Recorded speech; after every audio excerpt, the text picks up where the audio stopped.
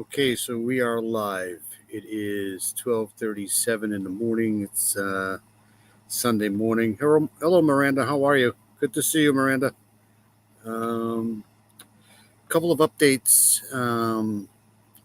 My computer's dead again, so I'm on my backup computer, and this computer um, is not as great as the other computer. So we're gonna give it a go here.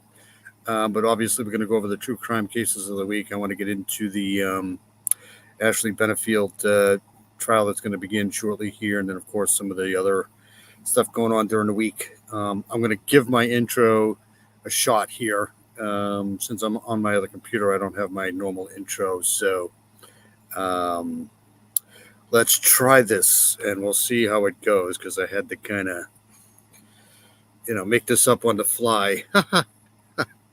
But anyways, let's give it a go. Let's try it. Hope everybody's having a good week. It's been a little freaking weird around here, but what are you gonna do? All right, let's. Hey Heather, how are you? Good to see you. I'm gonna try to play my intro. We'll see what happens.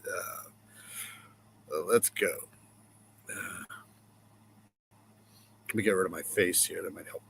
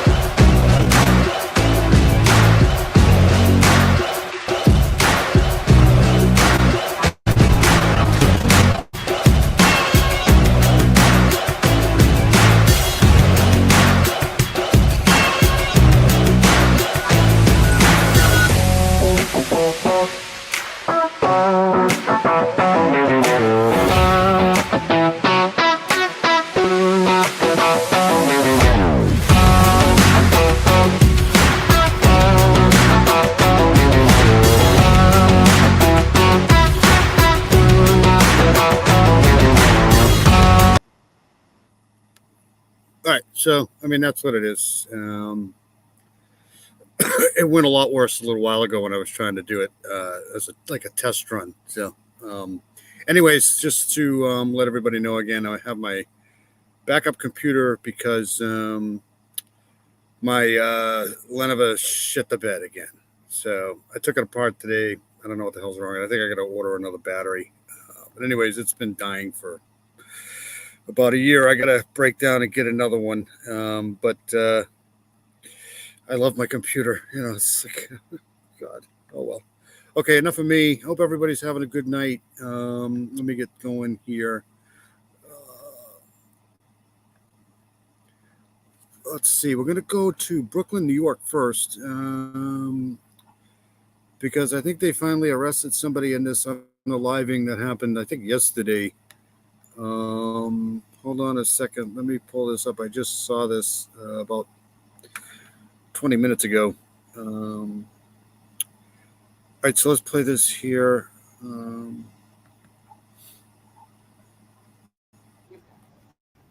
right, hold on a second.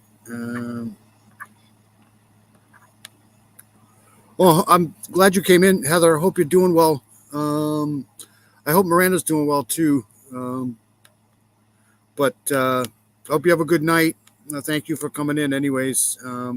Hey, Dean, what's going on, buddy?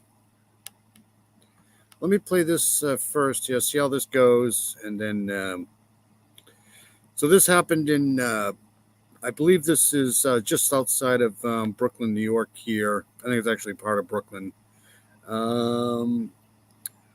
Let's play this one first, and then we'll go on to the next one here. On Saturday. Saturday, NYPD officers remained stationed outside of the apartment unit where a devastating quadruple killing took place in Bensonhurst. Outside, neighbors expressed their horror. For us, it's shocked. We can't believe it to this. Police say they were called to this apartment at the corner of West 8th and Avenue P around 10:30 Friday night about an assault that was in progress.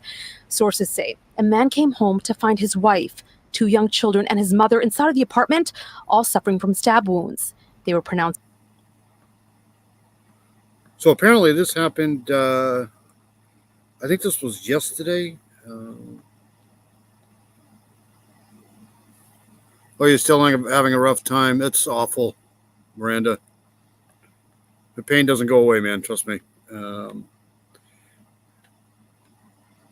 all thinking about you for sure. Hey, get a look. See, how are you? Good to see you. Just to let everybody know that's coming in, going to sound like a broken record here, but my normal computer died, so now I'm on my backup computer. So this one here doesn't have half the strength that the other one does, so I'm doing the best we can tonight. Hey, Honeybee, how are you? Good to see you. Dandy, what's up? Hey, Dandy, how you doing? Right, so I'm going to go over this case in Brooklyn here, but they arrested somebody, basically unalived this whole family. Was dead at the scene. Police then arrested the man's 24-year-old brother. This woman lives in the building and says she knew one of the women. She always helped me. When I came 10 years before, she always helped me too. She was always helpful. Neighbors say the family was originally from Uzbekistan and had lived in the building for years. Jennifer Ponte was still reeling after seeing officers remove body bags from the apartment. It's sad, it's horrible, and, you know. I was over there, finally got a chance to get on one of Frankie's lives today. She was over there at a car show. So that was good, because I got up a little early today. But it's always good to see Miranda in here. We're all thinking about you for sure. Babies shouldn't die, no matter what. Detectives believe the stabbings took place due to a domestic dispute. The 24-year-old man is now a person of interest in the deaths of his own mother, sister-in-law, niece, and nephew. He was taken into custody for questioning. This neighbor says after the stabbings, a large crowd gathered to console the family outside. There was multiple men sobbing and crying uncontrollably. What family? Let's try to go here. I mean, didn't he unalive the whole family?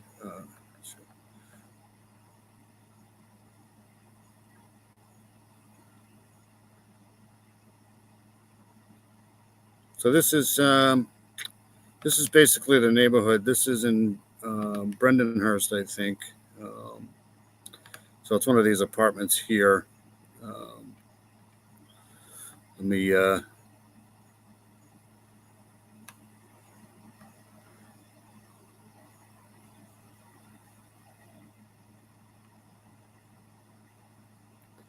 this is Brentonhurst here. So this is just right outside of Brooklyn. But it's one of these apartments in here. It could be that one right there. All right, so let's go back to the video.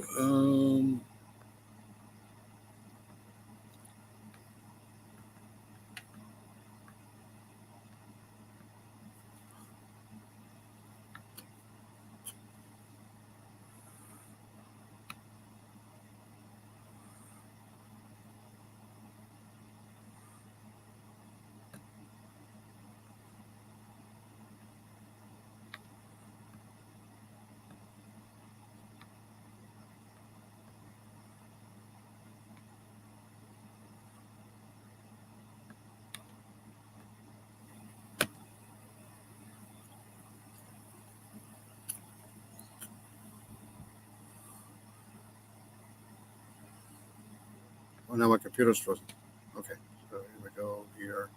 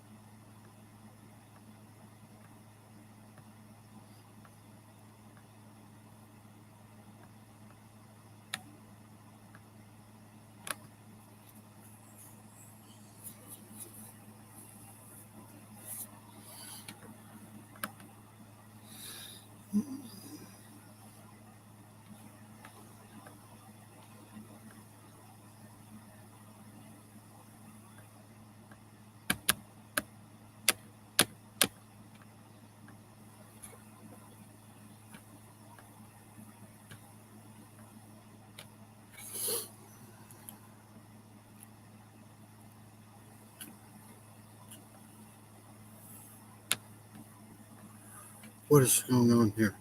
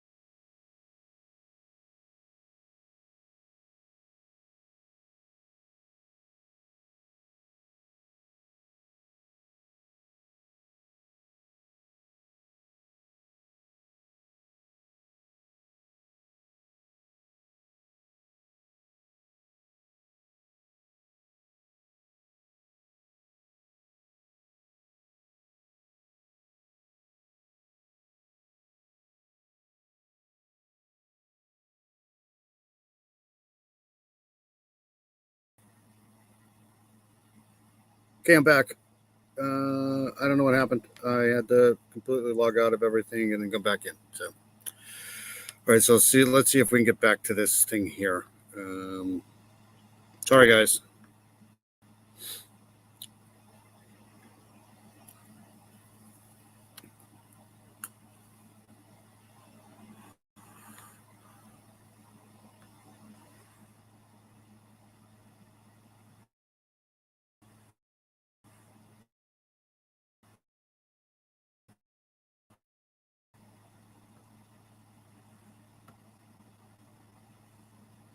All right.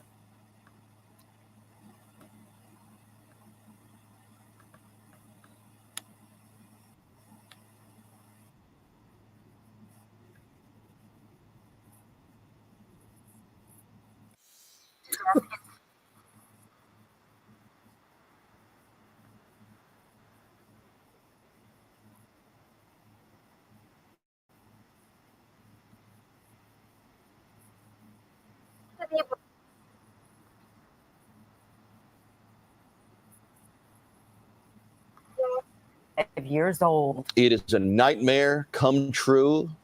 Here's Eyewitness News reporter Anthony Carlo. Toys were placed next to candles that burned into the night in Bensonhurst, stuffed animals, toy cars, and candy. How else could you remember a 4-year-old and a 5-year-old who were mercilessly killed? It's a big tragedy for everybody, for neighbors, for family. This is unbelievable. What's happened? My God. Everybody knows it. It's so funny because it's, you do all of this work for the week to get these lives going. It's not a lot of work. It's just, and then the night of, it's like you lose your computer and then you have to find a backup computer. And I really apologize. It's a nightmare. Police say 56-year-old Fiziva Mavluda, this woman right here, according to neighbors, was found dead Friday night, stabbed multiple times in the neck. Also found dead in the apartment on West 8th Street, now guarded by police, 27-year-old Maftuna Hakimova, 5-year-old Kamila Shavkatova, and 4-year-old Timur Shavkatov. I'm Russian, this family Uzbekistan. You have like community, community Uzbekistan. It's not like my friend, Neighbors, more like extended family, left flowers outside the building, bonded by their immigrant backgrounds. They say the 2 children were siblings. The 27-year-old, their mother-in-law. Police say a 24-year-old family member was taken into custody. Neighbors say he was the kid's uncle and the son of the older woman who was killed, and that he struggled with his mental health. It was. Can anybody hear that? I laugh. Oh my God, it's too funny. Can you guys at least hear this? A little bit different than he used to be. No one who lives here will be quite the same again. When I come out and see all this, what's happening here, it was like snow on my head in July. In Bensonhurst, Brooklyn, Anthony Carlo, Channel 7. It just sucks. The whole family, it's gone. He could have been. It's one of those cases probably where he felt like it was better that he took everybody's life than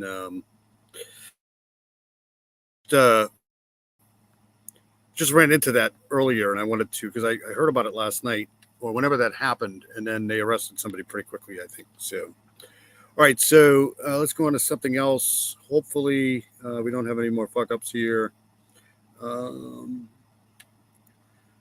Let's do this one here. Let's do this emotional interview you'll see on Fox 13. The mother of one of these 3 women shot and unalived in a Mississippi unaliving shares her grief. A 3-year-old girl survived the let's play this here. All right, I'll try to. I just got to be very careful with this computer because, I'm used to my computer where I can do so many things quickly. This computer takes forever to load. Okay. All right, here we go. So this was done 2 days ago. Mother said one of the women pushed the child to the floor to shield her from the stuff. This is from Memphis, I think. Hearing from the grandmother of that 3-year-old. They're all victims of what police think may have been a murder-suicide No, this is Missouri, Mississippi. I mean, in Marshall County over the weekend. Thank you for being with us tonight. I'm Daryl Green. And I'm Darcy Thomas. That mother spoke exclusively with Fox 13's Daniel Wilkerson. He joins us live tonight. Daniel, so what did she tell you? The funny thing is the computer's been going for a while. I don't know if you guys are here. I think it was about 6 months ago. I had another dumpster fire, as Southern Gal would say, where I used this computer the last time. And you would have thought I would have replaced the computer by now, but I love the computer so much that it's just, I'm a procrastinator for sure. I'll tell you, this was a hard one. One of the victims was her biological daughter. Another one of the victims was just like a daughter to her. She had lived with her since she had been in the 10th grade. Another one of the victims, those two girls' best friend. And I'll tell you, as I said, this was a rough interview here. You guys are so awesome, though. I really appreciate you sticking around. I'm like, once I log out of here and reboot the freaking computer, it's my battery. It's dead completely. I'm one of those guys that keeps the computer plugged in all the time, and I know I'm not supposed to do that. So I took it apart tonight. I'll probably order the battery, but see, the thing is, I should just listen to my wife and just get another one, but I'm just not that smart. I won't do that. I just won't. We'll be going through this again in another 6 months. Here, another one of their victims, as I said, was a best friend. The only survivor of this was a 3-year-old girl. I mean, it's not just the money thing. Obviously, money thing is a thing, but I mean, eventually, you just gotta break down and get another one. But I like I said, I'm just not that intelligent. She's seen everything. She was in the car. And she says her mommy is dead. And she says Sade is dead and Vic is dead. She said all the time. How does the 3-year-old process seeing her mother and her mother's two close friends gunned down right in front of her? The child's father, allegedly the shooter. The officer did tell me that whoever was in the back shielded her under the seat. Investigators in Marshall County believe 27-year-old Nathan Stewart fired the fatal shots. Deputies say that 3-year-old witnessed the murder of her mother, 23-year-old Siobhan Murray, 23-year-old Sharday Trevino, and 23-year-old Victoria Pugh. Rita Finney, Siobhan's mother and the grandmother of the 3-year-old, says investigators believe Victoria Pugh is the one who shielded her granddaughter. And that was the only reason she probably lived. Finney says her daughter and the other two women in the car live in Memphis. This is just so horribly sad. It's you never want to go through this ever in your life. I'm the type of person that I like to, because computers are like, whenever you find a good one, which is hard to do, you want to keep it as long as you possibly can. But sometimes you end up spending more money trying to fix something that should have been replaced a long time ago. So there's that. But Stewart, the alleged shooter, and his family live in Holly Springs. So his mom was keeping the Yeah. Babysitting. She was babysitting, yes. But she says when her daughter and her daughter's two friends went to pick up her granddaughter, the child's mother and Stewart got into an argument. I know the altercation started over the baby. It's probably you're not taking the baby. I know it went left. Finney says previous claims her daughter and the alleged shooter were engaged are I'm incorrect. telling you, sometimes, man, I just want to come through this computer screen and just hug people because this is going to be, I wouldn't wish this upon anybody. This is terrible. In her heart, she just wanted Nalia to still know the other side of her family as well. And sometimes things just don't go well when you have a good heart and you try it. At this point in the interview, I asked the mother what, if anything, she thought could be learned from all of this. She says, first, to young women who share custody of their children, Make a meeting place at the police department, through a third party. It's so glad to see you, Jocelyn. I'm so glad you're here. Sorry for the shit show. Yeah, see, that's what I'm talking about. That's why I don't want to get another one because, the computer I got was like $2,000. It's not cheap. But I've had expensive computers before that were horrible. This one here, though, the Lenovo, the Spectra, is just fantastic. It's much faster than this piece of dog shit. But what are you going to do? So I'll get one eventually. Just be a little bit more careful. Don't argue with them. Know what people is capable of. she has this message to parents. Do something for your child if they're in a bad situation, abusive, verbally. Just do something. I don't care if you have to get up, move with them. You won't be in my shoes. I promise you. The problem is there's really not a lot you can do. I got a computer, was it 5 years ago, when I had the store. It was great, they told me how great it was going to be and all that. It was the biggest piece of shit I ever owned in my life. And then I got the Lenovo, and I'm like, well, I'm not getting another computer then. So, but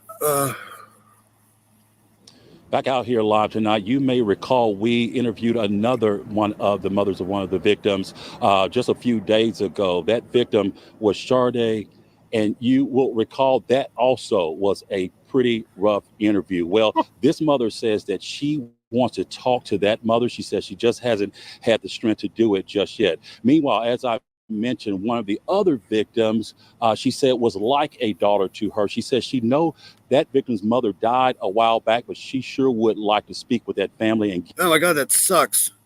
Give them their condolences. So just a sad story this is. Daniel, as a parent, there are really no words. I know that the situation is just so tragic, no matter how you really look at it. But you also learned the alleged shooter some years back was convicted of a crime against the mother that you just spoke with.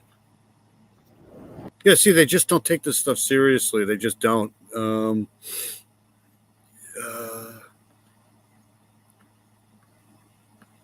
Yes, in fact, we uncovered the documents, and the mother, when I spoke with her today, she said that the alleged shooter attacked her back in 2021. In fact, take a look. She showed us the scars she says that she still has from that attack. We're taking a look back at the alleged shooter's past criminal record. I'm working on that part of the story for Fox 13 News at 10. Darcy. That is Fox 13's Daniel Wilkerson reporting live tonight. Thank you, Daniel. All right, so that's just a couple of stories. Just terrible stuff. I do want to go on to the Caleb Harris thing. Just another, I guess people weren't saying, I hope it's not him, because it would have been somebody else. But let me find that.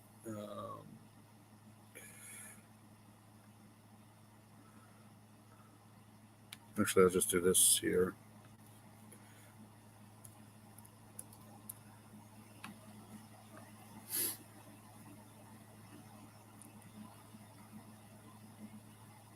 All right, so let's do this one first.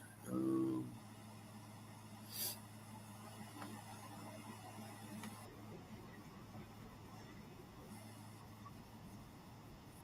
right, let's do this one first. I'd be lost if I was on my own now. I honestly, I'd just be walking around aimlessly for no reason. All right, so this is, I don't know if everybody's heard that they found the remains a couple of weeks ago. They sent them off to the lab to identify the remains, and it comes to find out that that was Caleb Harris. He went missing a few months ago down there in Texas, Corpus Christi, but they don't know. I don't think they know if this is a criminal case yet or not. But this one was done 3 days ago, so we'll kind of backtrack here. The human remains discovered at a wastewater station last month likely belong to missing Island University student Caleb Harris.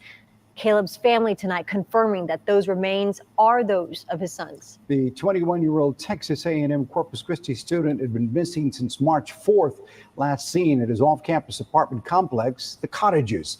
The investigation taking a sharp turn once those remains were discovered. We want to go ahead and go live now to our Brandon Schaff, joining us from where those remains were discovered and what Caleb's family is saying tonight. So, Brandon, what can you tell us? Yeah, good evening, Leslie and Rudy. Tragic developments in the ongoing search for Caleb Harris here at this wastewater lift station on Lexington Road. Corpus Christi police confirming that the human remains that were found last month here were identified as Caleb Harris. Let's take a look at this lift station right here. This is the location that we're talking about, and let's hear. See, I guess I don't get it. I grew up with two sisters, and one was in front of me and one was behind me. My younger sister was such a pain in the ass. But me and my father had an agreement a long time ago that, as much as they piss you off and as much as they get under your skin, don't ever touch them. Don't ever. So I just don't understand where all of this violence comes from. I don't, especially when it comes to women. I don't understand. I probably never will.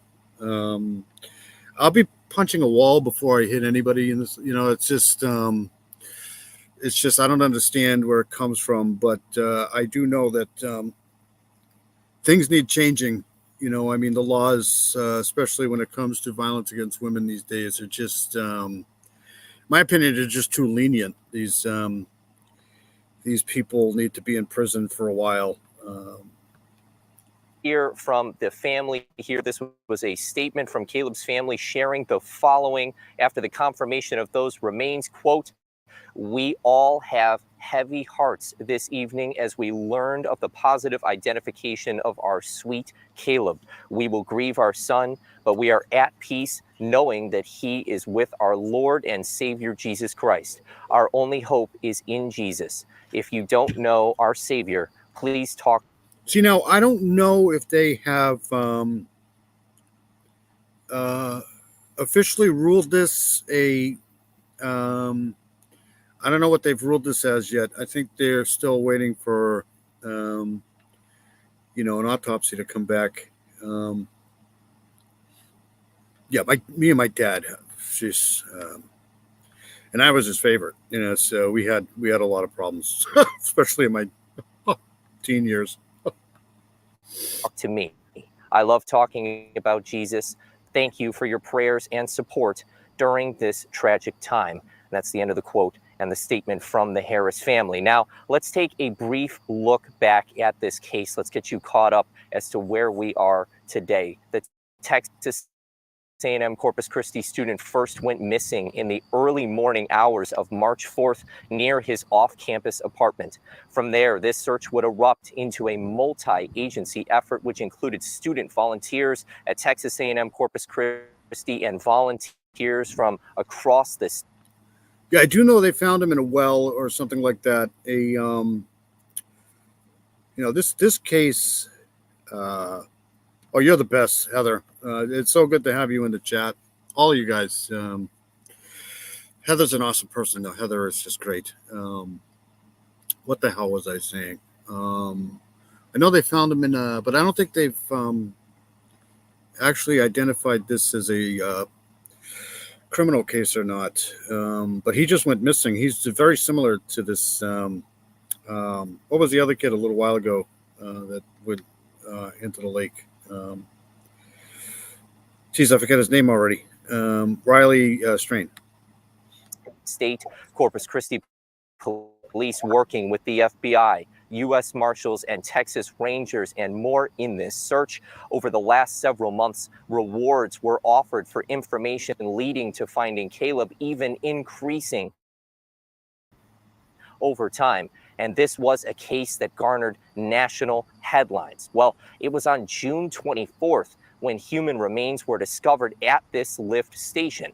And from there, they were sent to a specialized missing persons clearinghouse. You know, at the again, they're University lucky of they North- found him. You know, I guess in a way, I don't know if it's lucky or not, but you know, some of these people just don't ever get found. Texas for identification. Well, tonight, police say that the remains have no obvious signs of homicide, and they will be returned to the Nueces County Medical Examiner's office so that they can issue a final autopsy report. It is unknown how the remains entered the lift station here, and this does remain an open investigation. CCPD is asking people to call the phone number 361-826-28. I should copy and paste this for you never know. You never know what's going to happen in this case. I do know that drugs and alcohol and all of that stuff play a part in some of these things, but you never know. 40 or anonymously at Crime Stoppers, and that number is 361-888-8477 with any more information. And now we do have the answer tonight as to whose remains these belong to.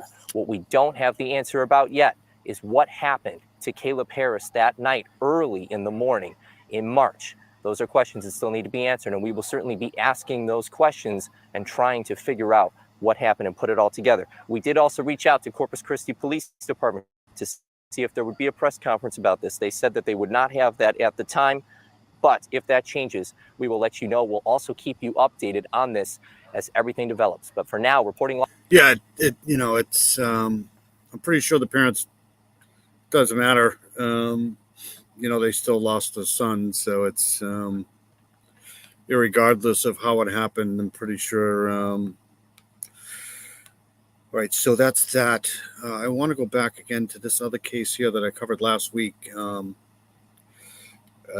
This poor person here. This is from Massachusetts. This is from the same area that there it is. The Karen Reed case took place.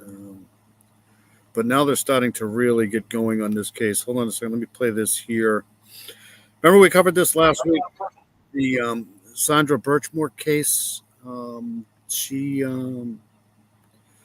They called it a self-inflicted thing, but the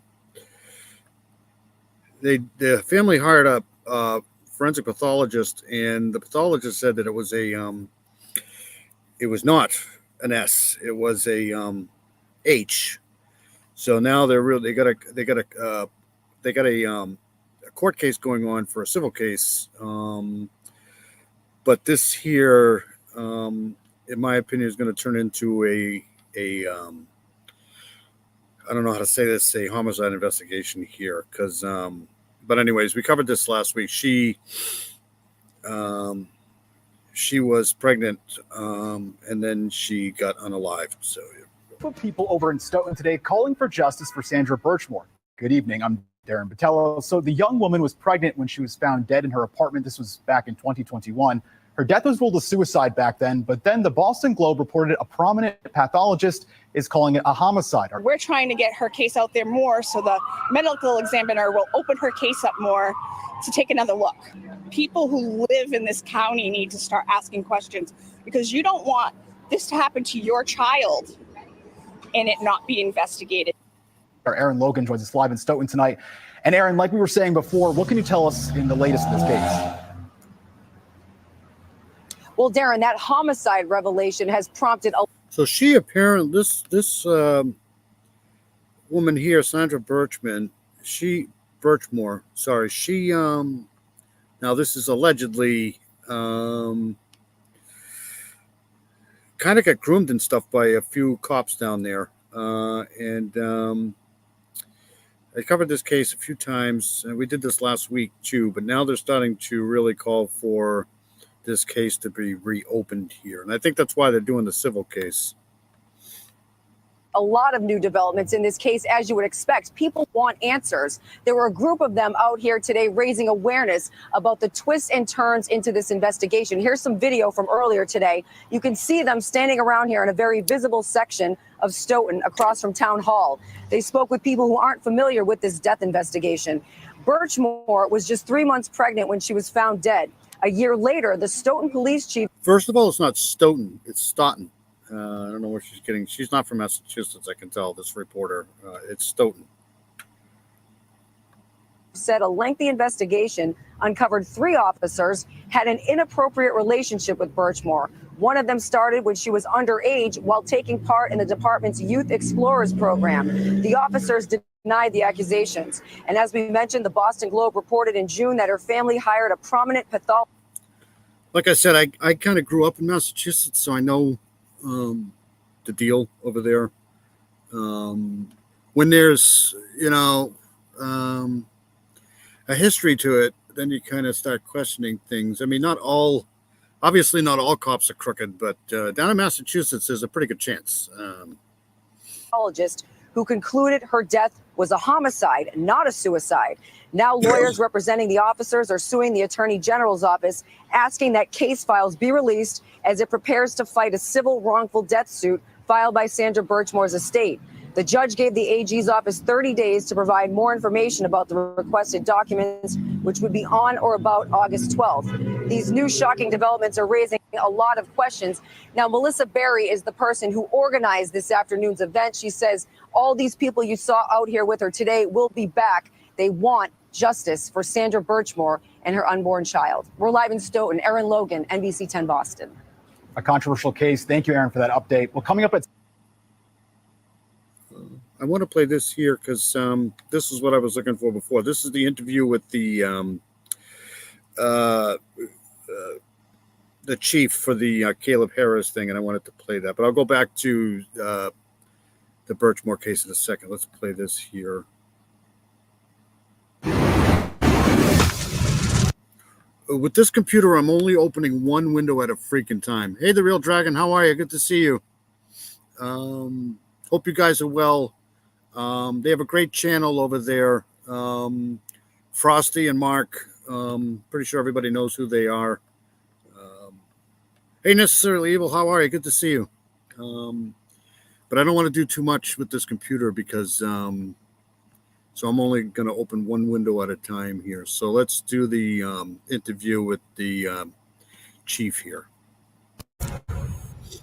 Chief, thank you again for speaking with us on this matter. With the preliminary autopsy showing no obvious signs of homicide, and since the DNA report has come back with most likely match, is this case over? No, it's not over. It's still an open investigation on our part. At this point, we're waiting for the remains to be returned to the medical examiner and for him to issue his final autopsy report.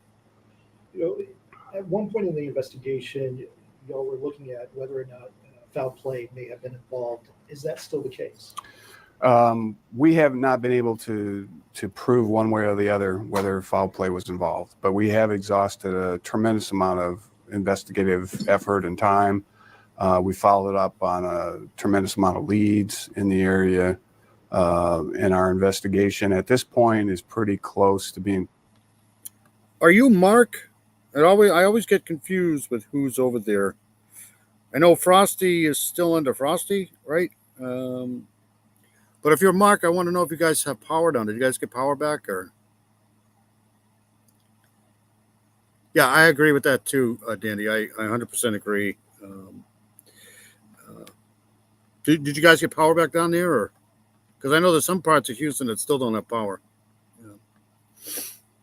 Concluded as far as that goes. There were, and I'm looking over, investigators executed over 50 digital search warrants, analyzed over 1,500 gigabyte of data. Has that information been processed, and has that pointed to anything? It has been processed. It did lead us to different individuals that we identified that were in that area at that roughly that time of that evening. So what we had early on, we mentioned that we went out shortly after he went missing, and we scoured the area looking for surveillance video. Unfortunately, because it was so foggy that night, a lot of the video was very poor. Oh, good. You got power back. That's good. 9 days, though, that's tough. When you're in Texas and you lose power, that's a bad thing. Quality. We did notice several vehicles moving through the area, moving up and down. Especially this year because it's been really hot. Landis Jocelyn in the immediate area that evening. But because the video was so poor, we couldn't get license plates off the vehicles. In most cases, it was really hard to determine a make and a model, other than maybe a blue 4-door or white 2-door, or a pickup truck. But that's where all the effort and the time and the investigation went in as far as the digital search warrants. So what we did is our investigators began issuing search warrants for cell tower data, all the cell towers in the area. We did gosh, I can't think of the name of it now. Anyway, we did cell tower dumps. We used that information to identify what we believed were the drivers of these vehicles moving through the area. We did identify them, and we interviewed them, and we were at the point when FEMA gave out $750 checks for people who had to throw away food. Well, that's pretty good. At least they did something. remains were found in the lift station. We had pretty much gotten to the end of that. And that's the only good thing about being here in New England, especially when the power goes out in the wintertime. Just put the food outside. It's we lose power here all the freaking time. So we have a thing out here where in the winter, especially in the wintertime, we just, because the power always seems to go out right after we do our shopping. So we just put the food right outside. It's, maybe 30 degrees in the wintertime here. So that's the only good thing about here. investigation, and we had it hadn't bore the fruit that we thought it would. Our initial suspicion was that Caleb got in you can't do that when you live in 90-degree weather, unless you got a really good cooler. a vehicle with somebody and left the area, and that was kind of what we were acting. I've been to Texas twice, and both times I was in Texas, it was freaking hot. I mean, really hot, like unbelievably hot. So when you lose power in Texas, it's got to be a nightmare. And that was our where we were going with the investigation. But once we got all that information back, we identified these individuals that were in the area. We went out, our investigators interviewed them, and we were, based on the investigation, we were able to determine that they had no connection to Caleb. We went through went through his digital data, through his a laptop, through his social media. We even were able to clone his phone as well. We never did find his. I worked for a guy. I didn't work for him. He was just a district manager years ago, and he always wanted to get me to move to Texas. He was telling me, look at all the housing down here. The housing is so cheap. And I'm like, I'm not going to fucking go live in Texas. I get it. I understand the cost of living is, but I'm just not doing that. It's just too hot. And it's hot. I mean, I don't mind hot. Like, I wish it was hot here, but that dry heat, forget it. Cell phone. But what our investigators did, our forensic computer people who did a tremendous job, they basically cloned his phone which is something that was quite unusual. And still, they were. Texas has the best bars in the world. Like if you go to Texas and you go to the bars, as long as you don't start a whole bunch of trouble. Unable to establish any connection between Caleb and any of the people that had gone through that area at that time, at that night. Of course, we were talking earlier, but the big question is how did Caleb? See, now Florida I can do because it's humid. It's more of a humid hot. It's not like a dry peel the skin off your body hot. It's humid. I love Florida. Florida's awesome. End up at the wastewater lift station, and that's a question that we might not. Especially the western side. Naples is like my favorite place on the planet. Vanderbilt Beach, baby. I never know. That's certainly a possibility. White sands, just margarita on the beach, a little tiny chair. You got it, man. It's we don't know for beyond any doubt of how that happened or what actually happened to him. We haven't been able to find any evidence that clearly suggests that he was met with. I don't know where all the people got the alcohol then, because we have plenty of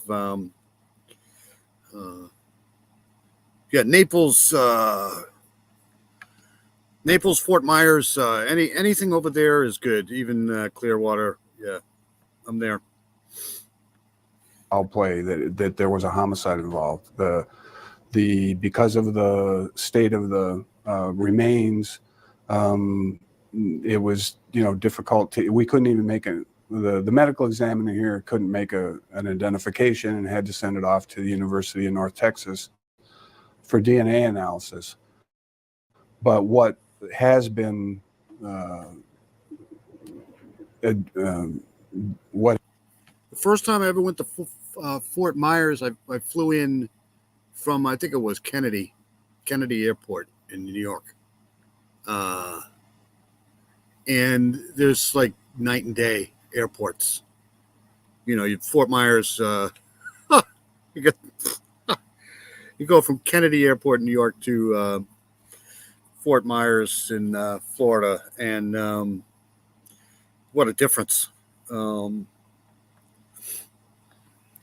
has been learned was there's no obvious signs of trauma to what remains are available.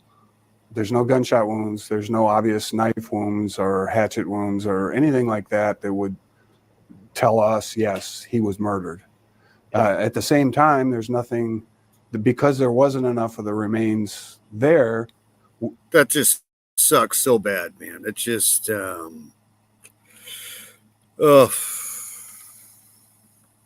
we can't say beyond a doubt that he wasn't murdered. If this was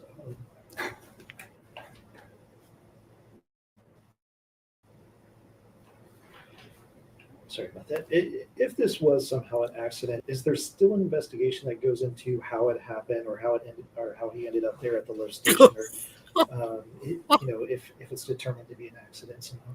Well, and like I said, we're continuing. The investigation's not over. The only problem with Florida is they charge you literally every time you get on a road. So, like if you travel a lot in Florida, you're probably going to go broke because there's tolls everywhere.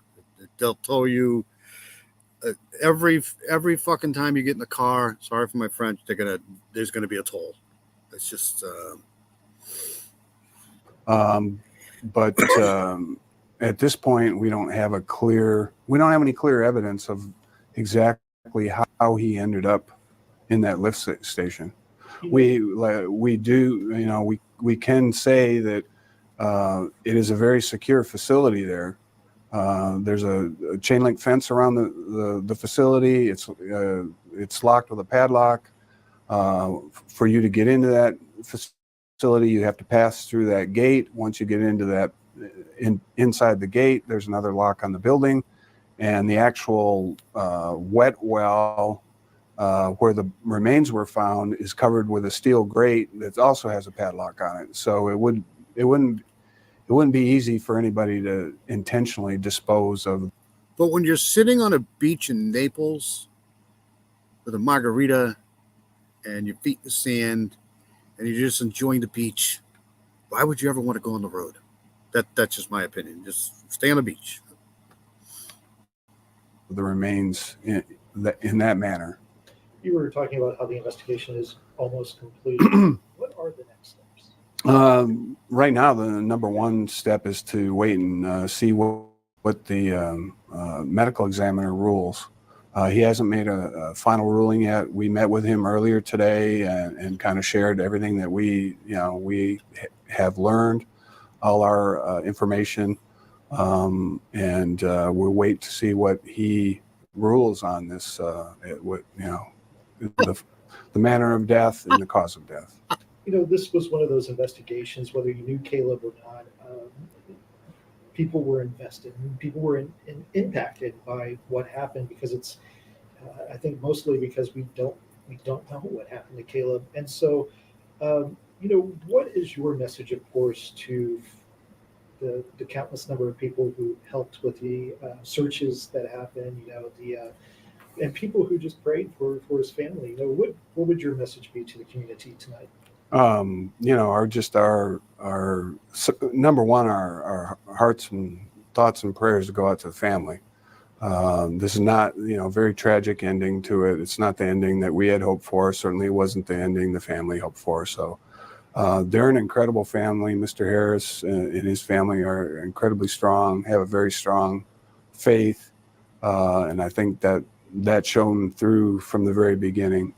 But as far as the volunteers, I've never seen anything like it. Like I said, it really makes me proud of the community that I serve, that we have that type of community, that people are willing to go out there and walk through the heavy brush and the mud and the drainage ditches and all over, the people that searched, the people that made donations, food and drinks for the searchers, the people that prayed, the people that had prayer vigils. Just it's an incredible reflection on our community. And then of course the college, the volunteers out there, and then of course Mr. and Mrs. Harris's community up in New Braunfels. It's just it's sad to see what happened, but if there's anything positive that comes out of it, is just the fact how many people, like you said, were very invested in it. People that really, I'm sure, are taking it very hard, the outcome, beyond the family. And hopefully. All right, so we're not going to know any more about that until they get the final autopsy back. Just sucks. You hope for the best, but all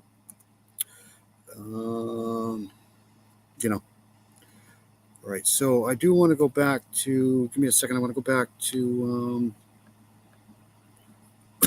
this other case here. Hold on a second. Whoops. There's just so many cases going on this week too. It's I'm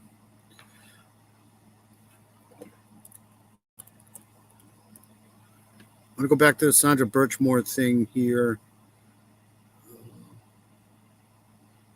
That was done 3 weeks ago, so I don't want to play that one. This one here.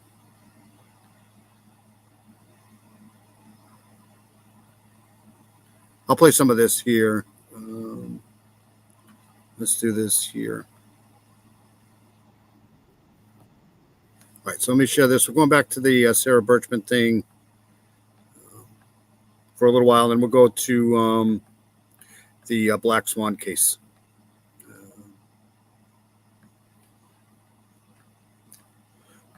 Melissa Berry now. Melissa Berry runs the Justice for Sandra Birchmore Facebook page, which has almost 10,000 members. Melissa, I really appreciate you coming on the show. I am so perplexed by this story. I still can't get my head around why they don't think I can do that. We'll go meet in Florida. That'll work. they have enough to go after these three guys and any of the others that are alleged to have had underage sex with this young girl. But you just heard, as you know, Caitlin Becker reported, we're talking about two potential sets of criminal activity: the child rape and then also a potential murder. Why is it, other than this hyoid bone being broken in her neck, which might suggest that it's not suicide, why is it that many others believe that Sandra did not take her own life, that she was indeed murdered instead? Well, I appreciate you having me on today. Because the manner of how her hanging was, she wasn't hanging from like a pole or something. She was actually in a fully seated position. The ligature was tied around her neck and around the door handle very tight. And that's usually a type of manner of death that prisoners. See, that's the thing about Florida that I like the most is you can go there and not do anything, right? And still have a good time. Because we go to the Carolinas too, but you always end up doing something, you know, especially when you have kids. In Florida, I just sit on the beach and do absolutely nothing. I always said if I won, you know, like megabucks or something like that, that's what I'd do. I'd go just buy a freaking place on the beach somewhere when nobody else is and just sit on the beach for the rest of my life. That's what I want to do. Kill themselves, not a young woman of 23. Usually people who hang themselves, they're elevated.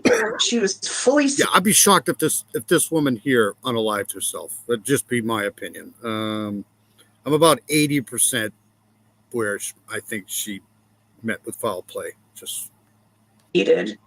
And just the circumstances of him leaving and how he came, and he was the last person to see her. The way he came in with the mask on, the hood up, and the baseball cap, head down. It was very suspicious how he came in and out of her building. You just got out of the hospital? What the hell was wrong with you?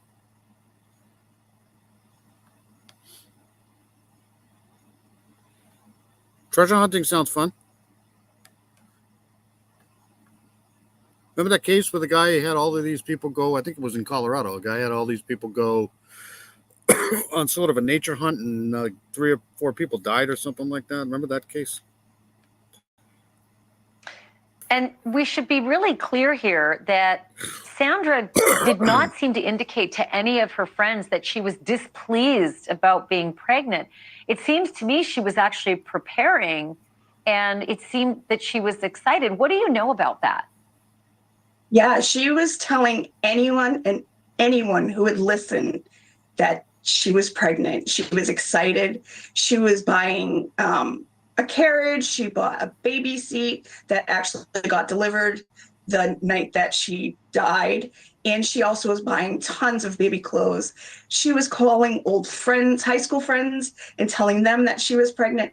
She was absolutely excited to have this baby. So that's another reason why a lot of people don't think that she did commit suicide. Hello, Barbara Hall. Good to see you. Sorry I don't have the ticker running, but I got, this is the Barbara. I got a backup computer that I'm using, and if you were here earlier, you missed the dumpster fire. So I'm being very cautious with this computer because right now it's working okay, and I don't want to freaking jinx it. But we all are thinking about Barbara Hall. All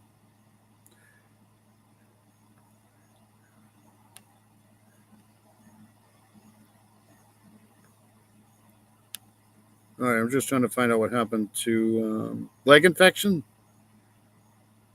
swollen lymph nodes. I'm glad you're all right.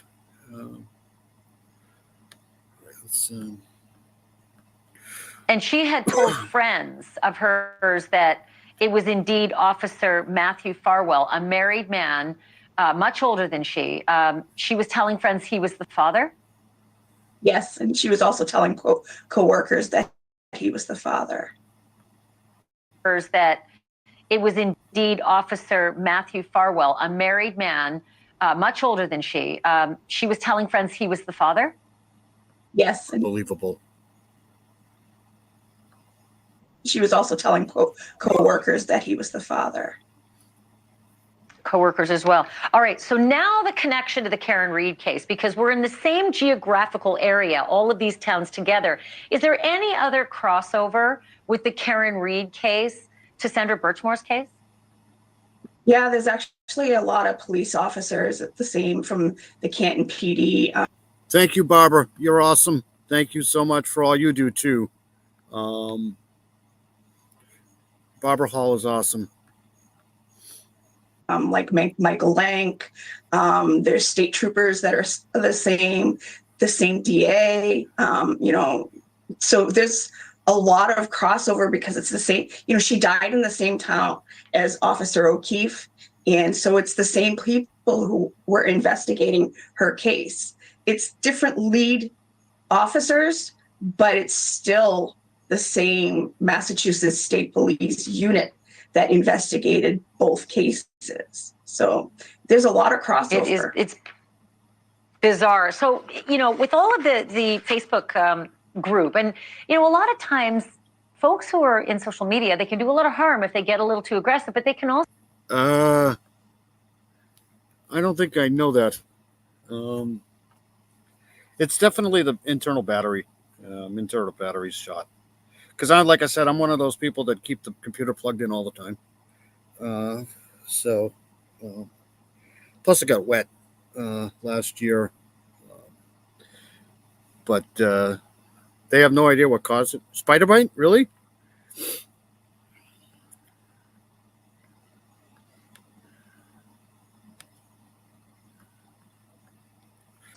Unearthed some things. Has it been helpful? Have there been any clues in this Facebook group? And if not, what is everybody hoping for in this case that seems cold, but we know it's not?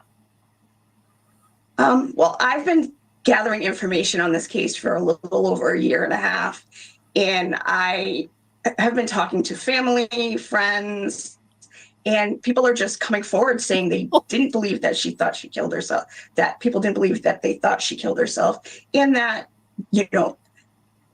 they want to make sure that. Did you have pain in your lower back? Because it might have been a kidney stone. No? I don't know. Justice is done for Sandra. When it comes to medical advice, I don't know if I'd listen to me. just saying that. I don't know. And her baby, because she deserves that in death, that she is treated better than she was treated in life by these officers. The police department failed Sandra. We need them to. They literally freaking groomed her. Period. Pick up the slack and actually stand up for Sandra. And right now they're not. And you know what? I want to just mention, as we look at that video, and I'm going to ask our control room to play it again, of Matthew Farwell coming in and out of Sandra's apartment in the days before she was discovered dead. He was apparently there for about 20 minutes. And as you can see, he walks in, he walks out, but his story was that he was there to end the relationship. That's what he told the police. Thank you for watching. Go to. Just don't boot him again. That's all I got to say. It's always good to have Dean Johnson and Necessarily Evil in here. They create a little bit of. All right, so I shouldn't be laughing. This is all right. So that's it. I'm gonna try to keep following this case here because apparently there's enough going on with that. Let's get out of here. I do want to go to the. Let's see here. There's one more case I want to get to before I go to the Black Swan case here. This is the I don't know if you guys remember me doing a thing on the Doris Aguilar case, but let's try this one. Yeah, this is from Arizona.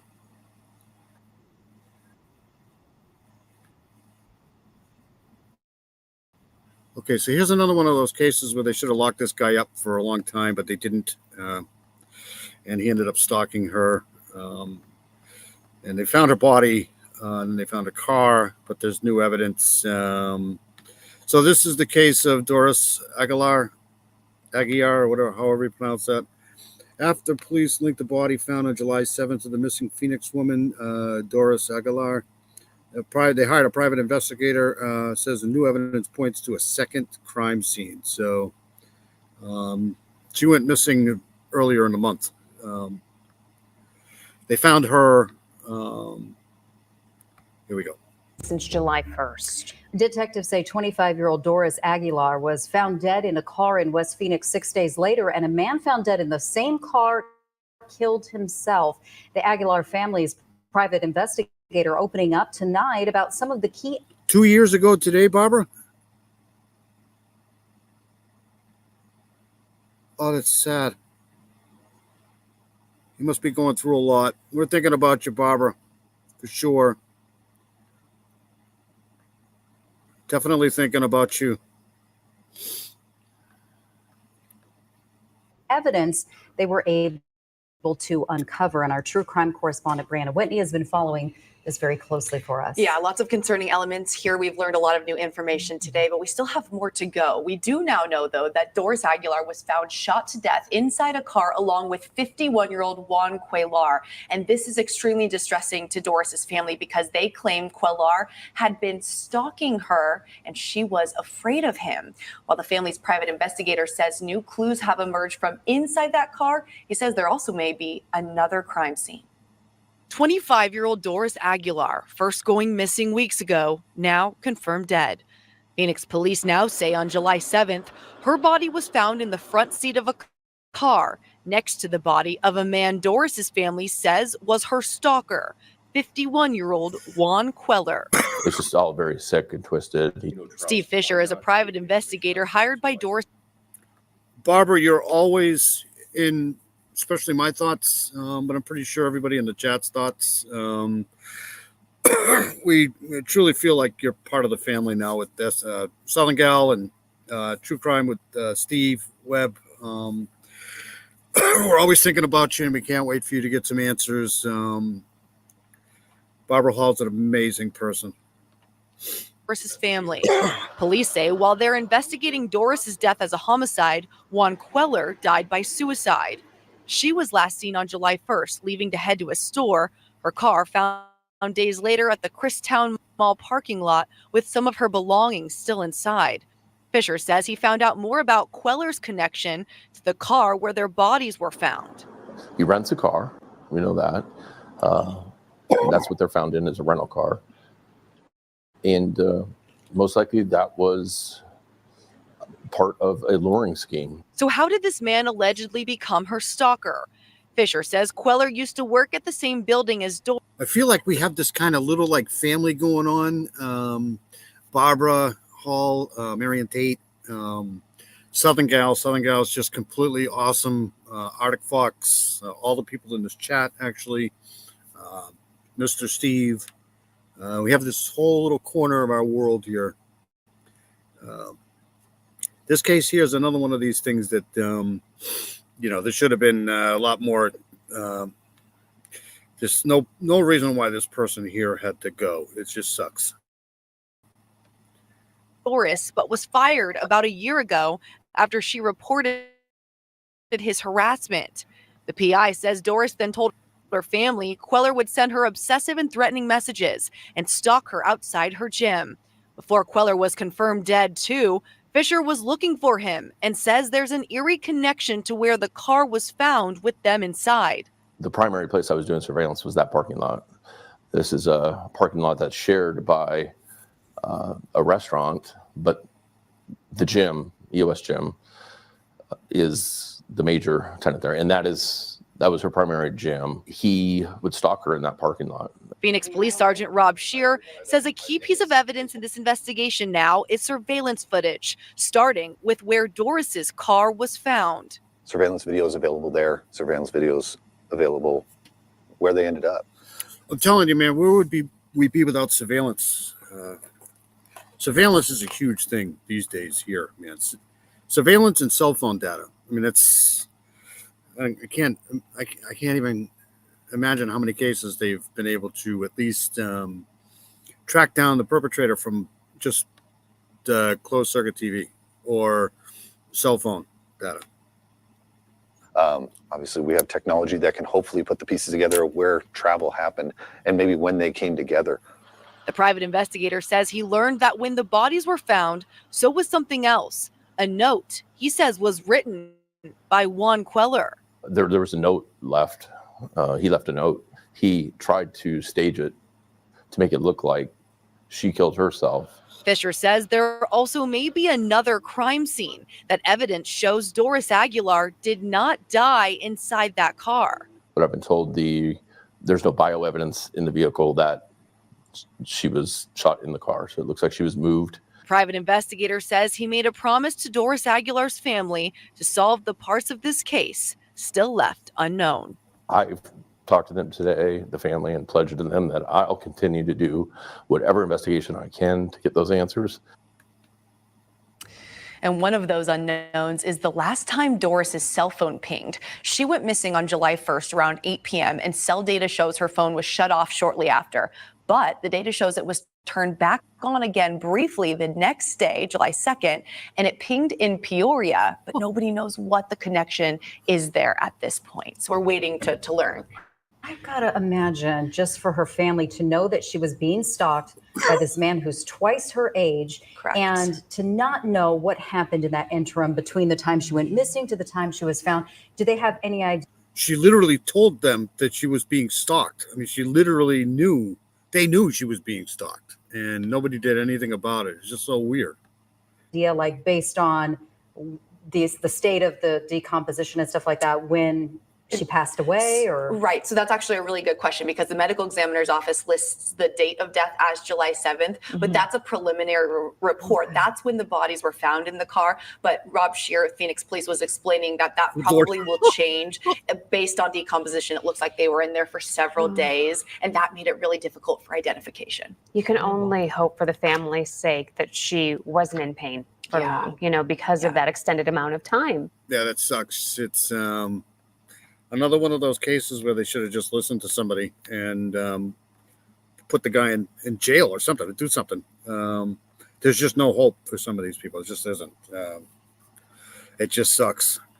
All right, I do want to go to, hold on a second. I want to go to the Black Swan case for a while here.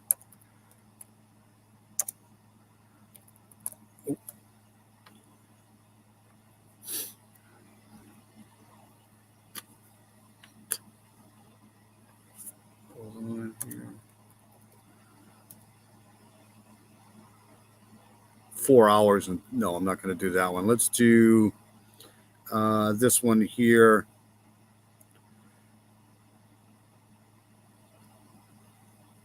I don't want to hear that guy. I don't like him. Hold on a second.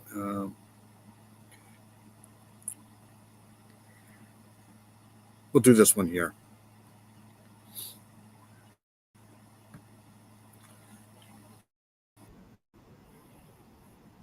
Okay, so let me share this here.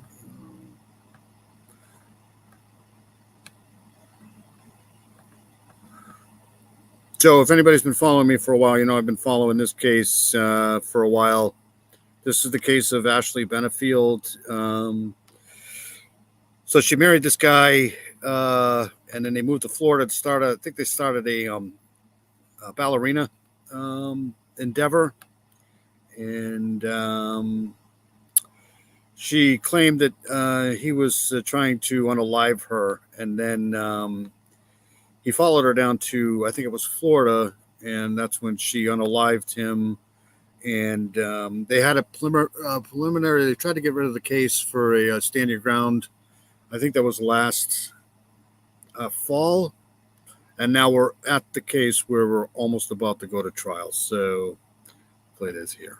28-year-old former ballerina Ashley Benefield ran to her neighbor's house on the evening of September 27th, 2020. She said she had been attacked. She also said she shot her attacker, a man named Doug. her 58-year-old husband. Ashley and Doug were in the middle of a nasty custody battle over their young daughter, a battle that included serious allegations by Ashley, including being poisoned by her husband.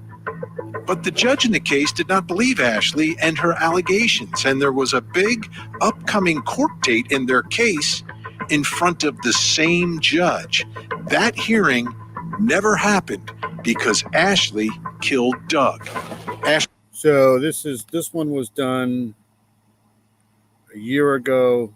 I didn't want that one, but we'll watch this in anyways in case. Ashley is now charged with murder and claims self-defense, although she has never given a statement with her version of what happened that night. She did, however, testify in the custody case, and tonight we'll take a listen to her testimony and have our voice analysis experts take a listen to see if there are any indications of whether or not she is telling the truth. Plus, the victim's cousin and family spokesman joins us live for our in-depth coverage of the Black Swan murder trial. I'm Vinny Politan. Thank you so much for joining us tonight here on Closing Arguments. Great to have you aboard. Big hour coming up. You know, I was a prosecutor. I've told you that tons and tons of times on the show. That's how I see the world. That's the filter, all of that, right? Very upfront about it. But when I was a prosecutor, a lot of people would ask me, you know, was it scary? Did you feel like it was dangerous, you know, being in the courtroom with criminals and trying to send them to prison? And I would always say, no, when you're in a courthouse, the criminal court is not the most dangerous place in that building. The most dangerous place is the family courtroom. Family law is brutal. And it's brutal because it's not about, you know, a couple of dollars here and there, or, you know, am I going to plead guilty to drug possession? You know, no. It's extremely personal, and it's just filled with emotion, because you have people who at one point, you know, are in love, who are now breaking up, and, you know, one might be trying to get at the other one. There may be children in the middle of all of this. And there's a fight for custody. There's a fight for the pet dog. I mean, things get ugly, and again, filled with emotion. And because of that, people act irrationally. And sometimes really bad things happen. I've covered stories and trials through the years where judges and lawyers have been killed in family law cases. Once in a blue moon happens in a criminal case. You know, it might be a gang-related case. There's a witness waiting outside and something happens, right? But it's rare. Family law. I mean, there was a story out of Reno. All right, let me stop this one here. Hold on a second here. I want to go to this one. This is what I was looking for here. This one right here. All right, here we go. Okay, so this, I believe this is the pre-trial. This was done 2 days ago. She set to face trial on July 22nd, so it's coming up this week here, for allegedly unaliving her estranged husband at their Florida home in 2020. Ashley Benefield faces a charge of second-degree unaliving for the unaliving of Doug Benefield. Ashley ran to a neighbor's home and said that she unalived Doug after he allegedly attacked her, responding deputies said. Ashley's claiming self-defense. So here we go. This is, I'm going to try to cover most of this trial here, because I think this case is fairly interesting. To reconcile with Doug. And quite frankly, the fear of what the judge would do at that point was enough. So twofold is that she had a definite motive. Second is there is absolutely no evidence. Thank you, buddy. Every night I come on here, I literally have the best people in the chat, hands down. Big fan of all you guys. Like I said, if you guys got channels, if you guys want to post any channels, feel free to post them in here. I have no problem with that, because there's a lot of great creators. Southern Gal, Frankie True Crime, Miss Persevere's got a great channel. Rick Snave's got a great channel. Just watched his live today. So if anybody's got channels they want to post, go right ahead. You guys are all awesome.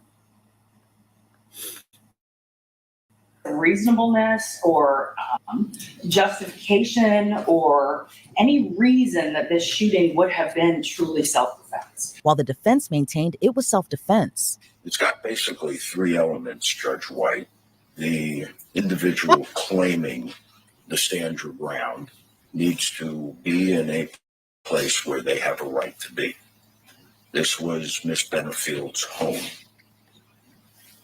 The second element is that the individual claim. Okay, so Dean has an OnlyFans page. I'm pretty sure it's fairly cheap.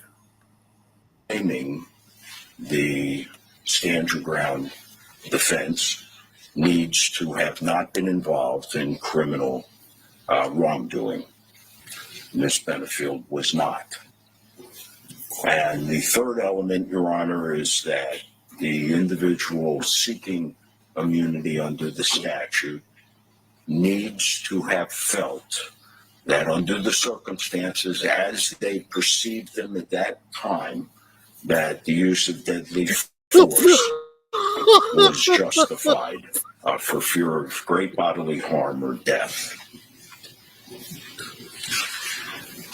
We have filed the stand your ground motion and made a variance there. Heather, you are too funny.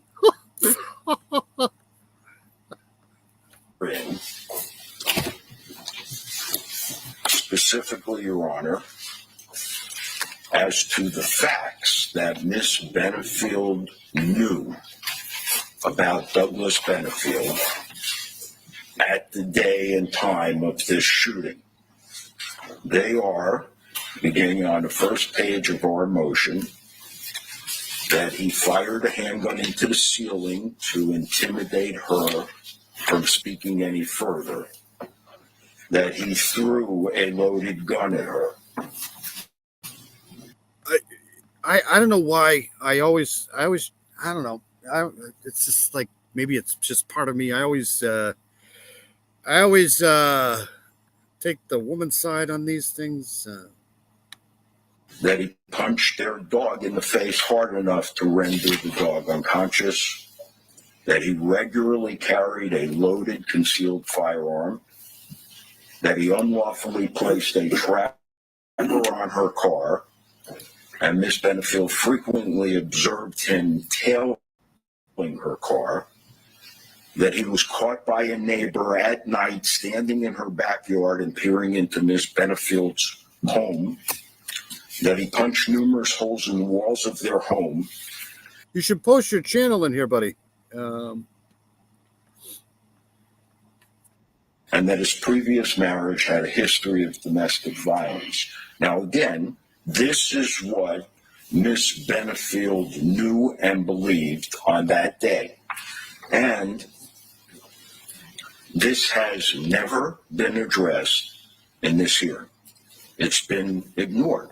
But Judge Stephen White ruled against dismissing the charges after the Stand Your Ground hearing. In his ruling, he wrote, quote, "The evidence proves clearly and convincingly the defendant is not entitled to court-ordered immunity from criminal prosecution, as she was not justified in using deadly force against the victim on September 27, 2020. I can see how the judge made that ruling. It was definitely the safest ruling to make based on the evidence that we have seen to this point. I think that you can still introduce elements of stand your ground as part of your defense case. So you can still talk about the fact that, Florida law does allow for you to use deadly force if you're in reasonable fear for your life. So you can still talk about those elements, but what the defense was hoping for was the judge dismissing the case. Did you go on Frosty's channel the other night? I thought I heard you on Frosty's channel the other night.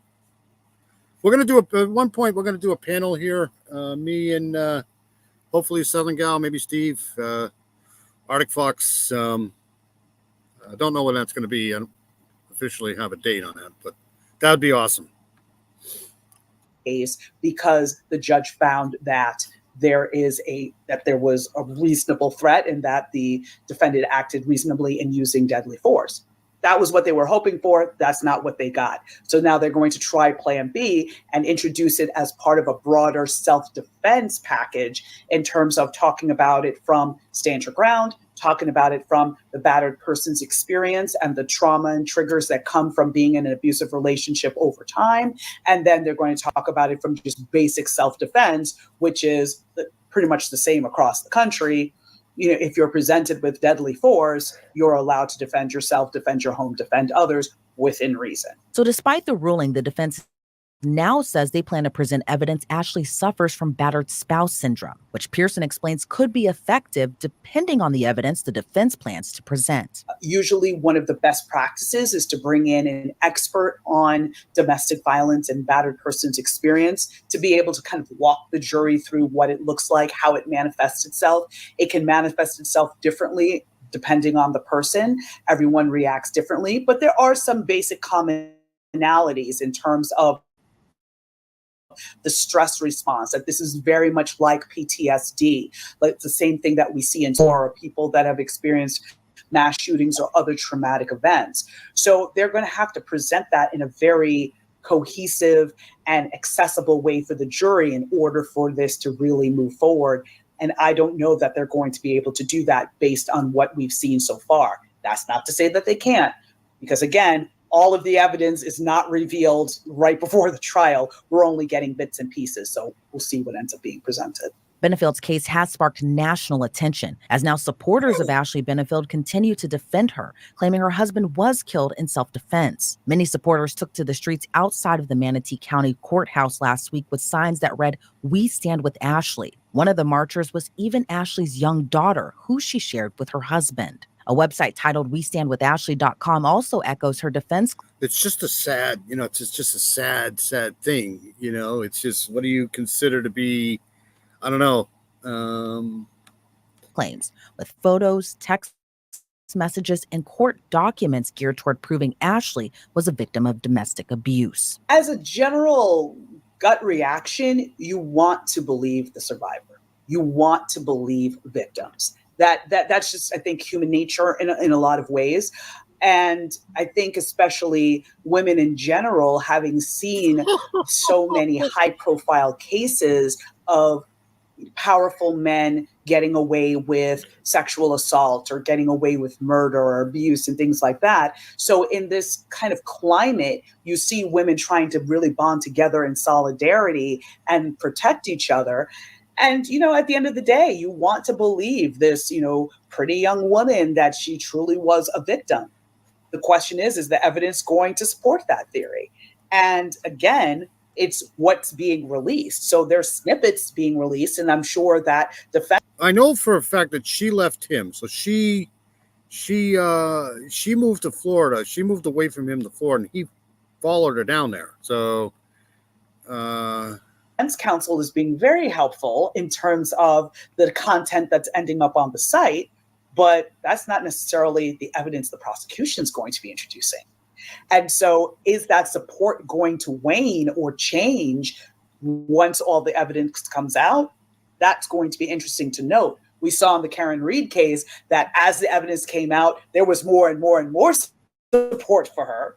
So the same could be true here, or the opposite could be true, which again is going to rise and fall on the strength of the prosecution's evidence. It's unclear at this time how the case will shape out for Benefield, as her trial is right around the corner. Soon her fate will lie in the hands of a Florida jury, as they'll have to determine, was it a cold, calculated murder, or was it self-defense? So I think the defense is going to have... It doesn't make any sense to me that it was a cold, calculated unaliving, because it's not like, I don't think she lured him down there. He went down there to confront her, I think, to Florida. They were separated, I think. Have more of an uphill battle, again, from the standpoint of trying to prove that this person was truly a victim of domestic. Agreed, Dean. I agree with that 100%. Violence. That's where this all rises and falls. The jury has to believe that she is a survivor of domestic violence. If they don't believe that, that's expressly to a guilty verdict. So I think that I think that the jury is going to be able to come to a verdict. However, my concern really rests with the level and the strength of the prosecution evidence. If the prosecution evidence is not as compelling, not as strong as it could be, that is going to end up being an issue. This is not a case that is a complete slam dunk. So the prosecution really has to sew up and show that there really was no prior domestic violence. She really is lying about everything. And this was a long-term manipulative action or series of actions with the intentions of having sole custody of her child. I could see, I could see this being a tough one, but I think the jury is going to be able to come to a verdict. Pearson says for those who are suffering from domestic violence and abuse, there are resources readily available to help. Always a reminder. Really? I'd like to know what those are. Reminder that domestic violence is a very, very real drama and trauma that so many people are dealing with across the country. Whether or not she's telling the truth, it does not mean that other people aren't suffering from domestic violence. So if you or someone you know is in a domestic violence relationship, please leave, because it does not get better. It never gets better. Okay, so you leave, right? Hey, Miss Persevere, how are you? Good to see you, Miss Persevere. So if you leave, what does that do? Try to find some. Because this woman left. She left, and she moved down to Florida. So I don't know what that did, because he went down there after her. So resources. There's resources available locally. There's a national organization, the National Coalition Against Domestic Violence. If you are going to search for those resources, be sure to do so in a safe manner. If you know that your phone or your computer is being monitored by your abuser, try to do a search at work, try to get a friend to help you, but definitely get that resources, get that help, and get out of that relationship. Ashley Benefield's trial is slated to be right, they always say that. They always say just leave. You know, why didn't they just leave? Well, that doesn't solve anything. What are you going to do? Leave and go into a cave and lock the cave? I mean, if people come after you, it doesn't matter whether you're there or not. It's going to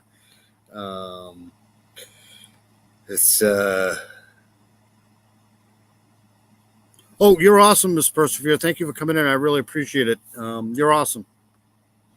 Don't forget to post your channel in here. Begin on Monday, July 22nd with jury selection. If she's convicted of second-degree murder, she faces a minimum of 25 years behind bars and a max sentence of life in prison. Reporting. All right, so I'm going to follow that for sure. That's going to be one of those cases that I try to follow right to the end. I know it's going to be going to trial pretty soon. Let's do this one here. This is probably going to be a little bit... No, I want to do this one here because I wanted to do this since we're here.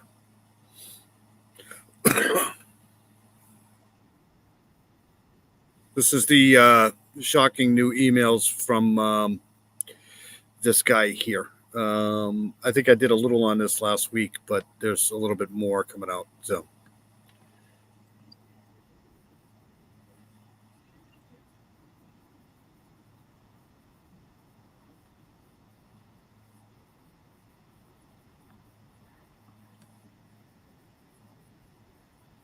I mean, I can bring up just 4 or 5 cases in the last 2 weeks.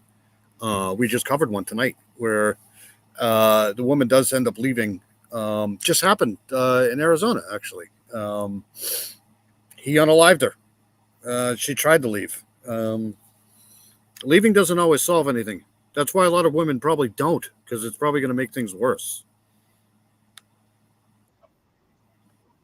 They need to take some of this shit seriously because people are ending up unalived. It's just there's got to be a better way to do things than just saying leave. You know, that doesn't do anything.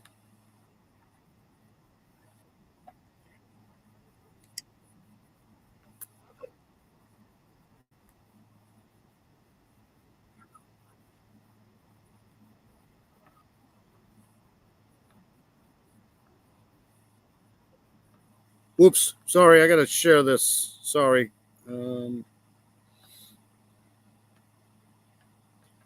this from the beginning here. This is, hold on a second here. So this is new emails that are coming out. We covered this a little while ago, but there's more stuff coming out. This whole case is just horrible. This poor kid. Are emerging into the investigation into the man accused of murdering Maddie Soto, coming to light in documents released by prosecutors. Plus, we're getting a look at Stefan Stearns' life behind bars through messages he sent to his family and how his mom says he's taking the fall for other people. Welcome to Crime Fix. I'm Anjanette Levy. Stefan Stearns has been in jail since late February, charged with sex crimes related to Maddie Soto, the daughter of his longtime girlfriend, Jen Soto. Weeks later, after further investigation, a grand jury in Osceola County, Florida, indicted Stearns for first-degree murder in Maddie's death. Now, prosecutors have released messages. Like I said, I just don't get it. I don't know where the violent stuff comes from because, I don't know. I'm not saying I'm perfect or anything. I'm just saying that I never, ever lay a hand on my wife, ever. Just never. I just don't know where that stuff comes from. Even if she left, I don't. That's right. Women aren't always the victims. It does help. It does happen on the other side too, but majority of it,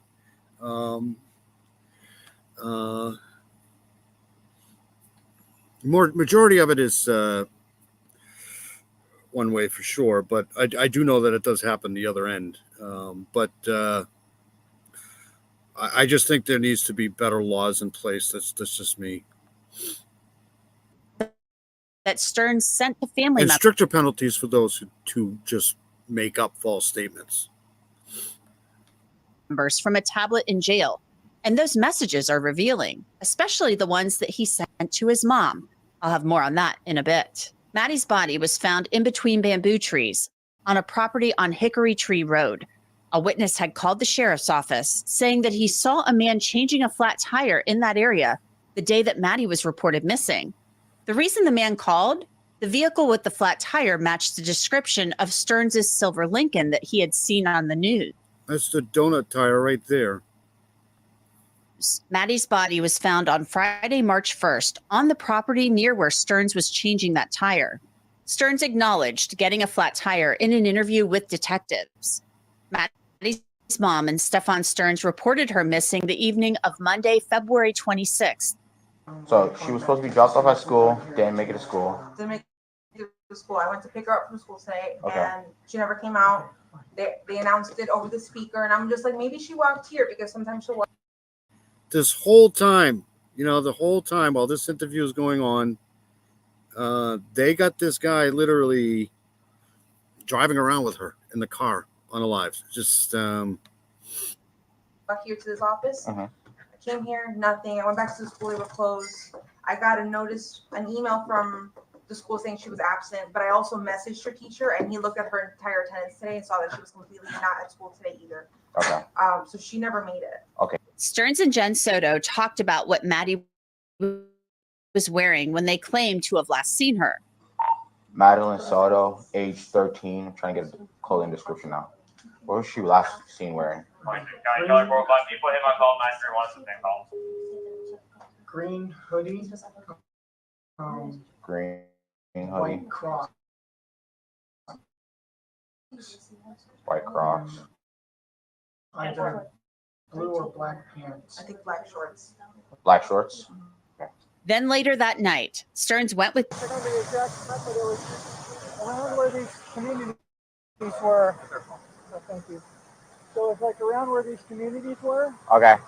And it's just like in this stretch, like we could see the overpass down there. this guy is literally lying right to the cop's face.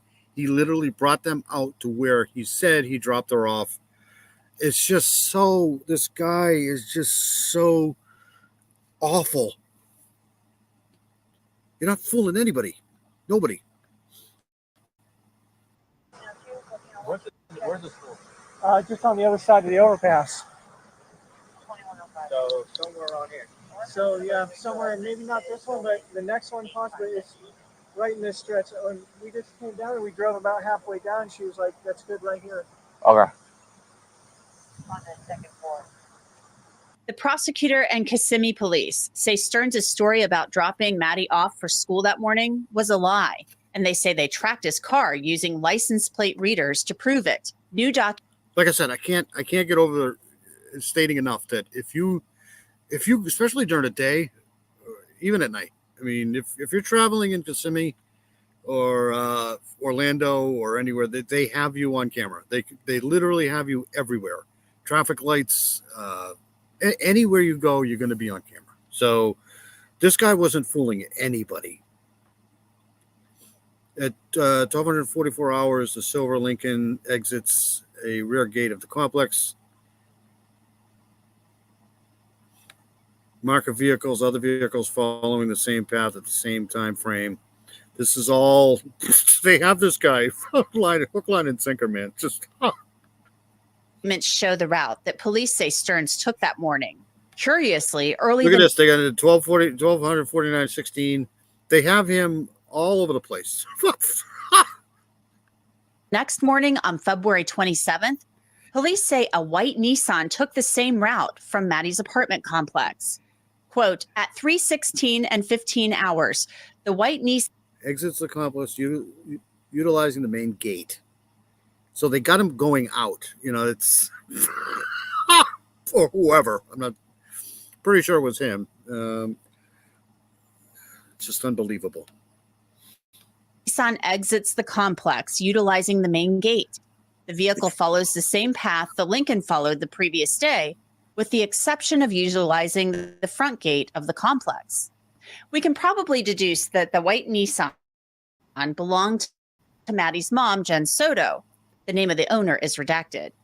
It would make sense that police would track vehicles related to anyone who last saw Maddie.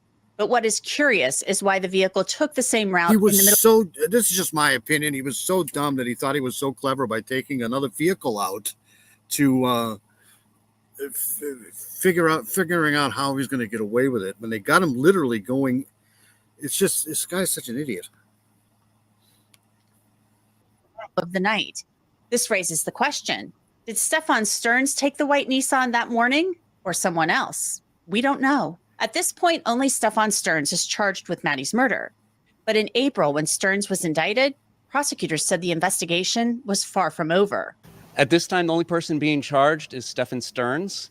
And again, this is not over. There is an ongoing investigation to uncover more evidence, and therefore we can't comment. Now remember, Stearns also faces... Look at this. S battery on a child under 12, capital, this, all of these. More than 60 sex crimes charges related to Maddie. Police have said they found more than 1,700 images of Stearns engaged in sex acts with Maddie on his Google Drive. Stearns has been in jail since late February on the sex crimes charges. And it appears that he got access to a tablet in late May and started messaging family members. On June 19th, he wrote to a family member saying he'd been moved to a cell where he said, quote, presumably, I'll be here for a while. Stearns continued, it's not exactly the Ritz. It's a small cell and the pod is quite noisy.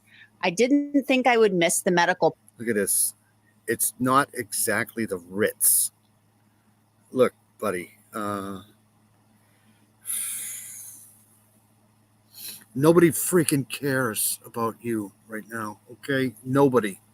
We don't care if you're living in a small cell.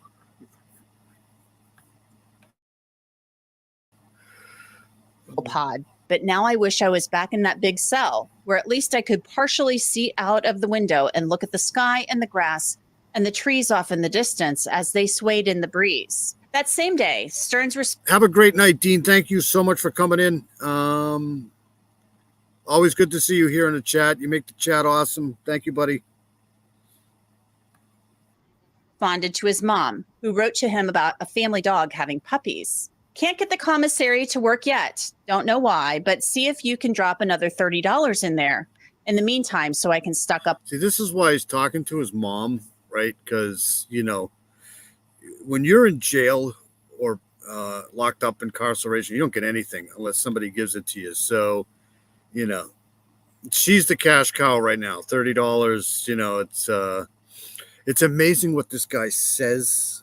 He's lucky that he doesn't live in like 14th century England, because there would be no problem. You wouldn't have to worry about a small cell. On plenty of coffee. As for books, remove Christine, It, and Eyes of the Dragon from the list, and just wait for the Howling trilogy to be available to send that. Many of the messages are mundane, like the one about commissary, coffee, and books. He also writes about the lack of utensils to use for eating in jail and feeling hungry. Then on June 20. Oh my God.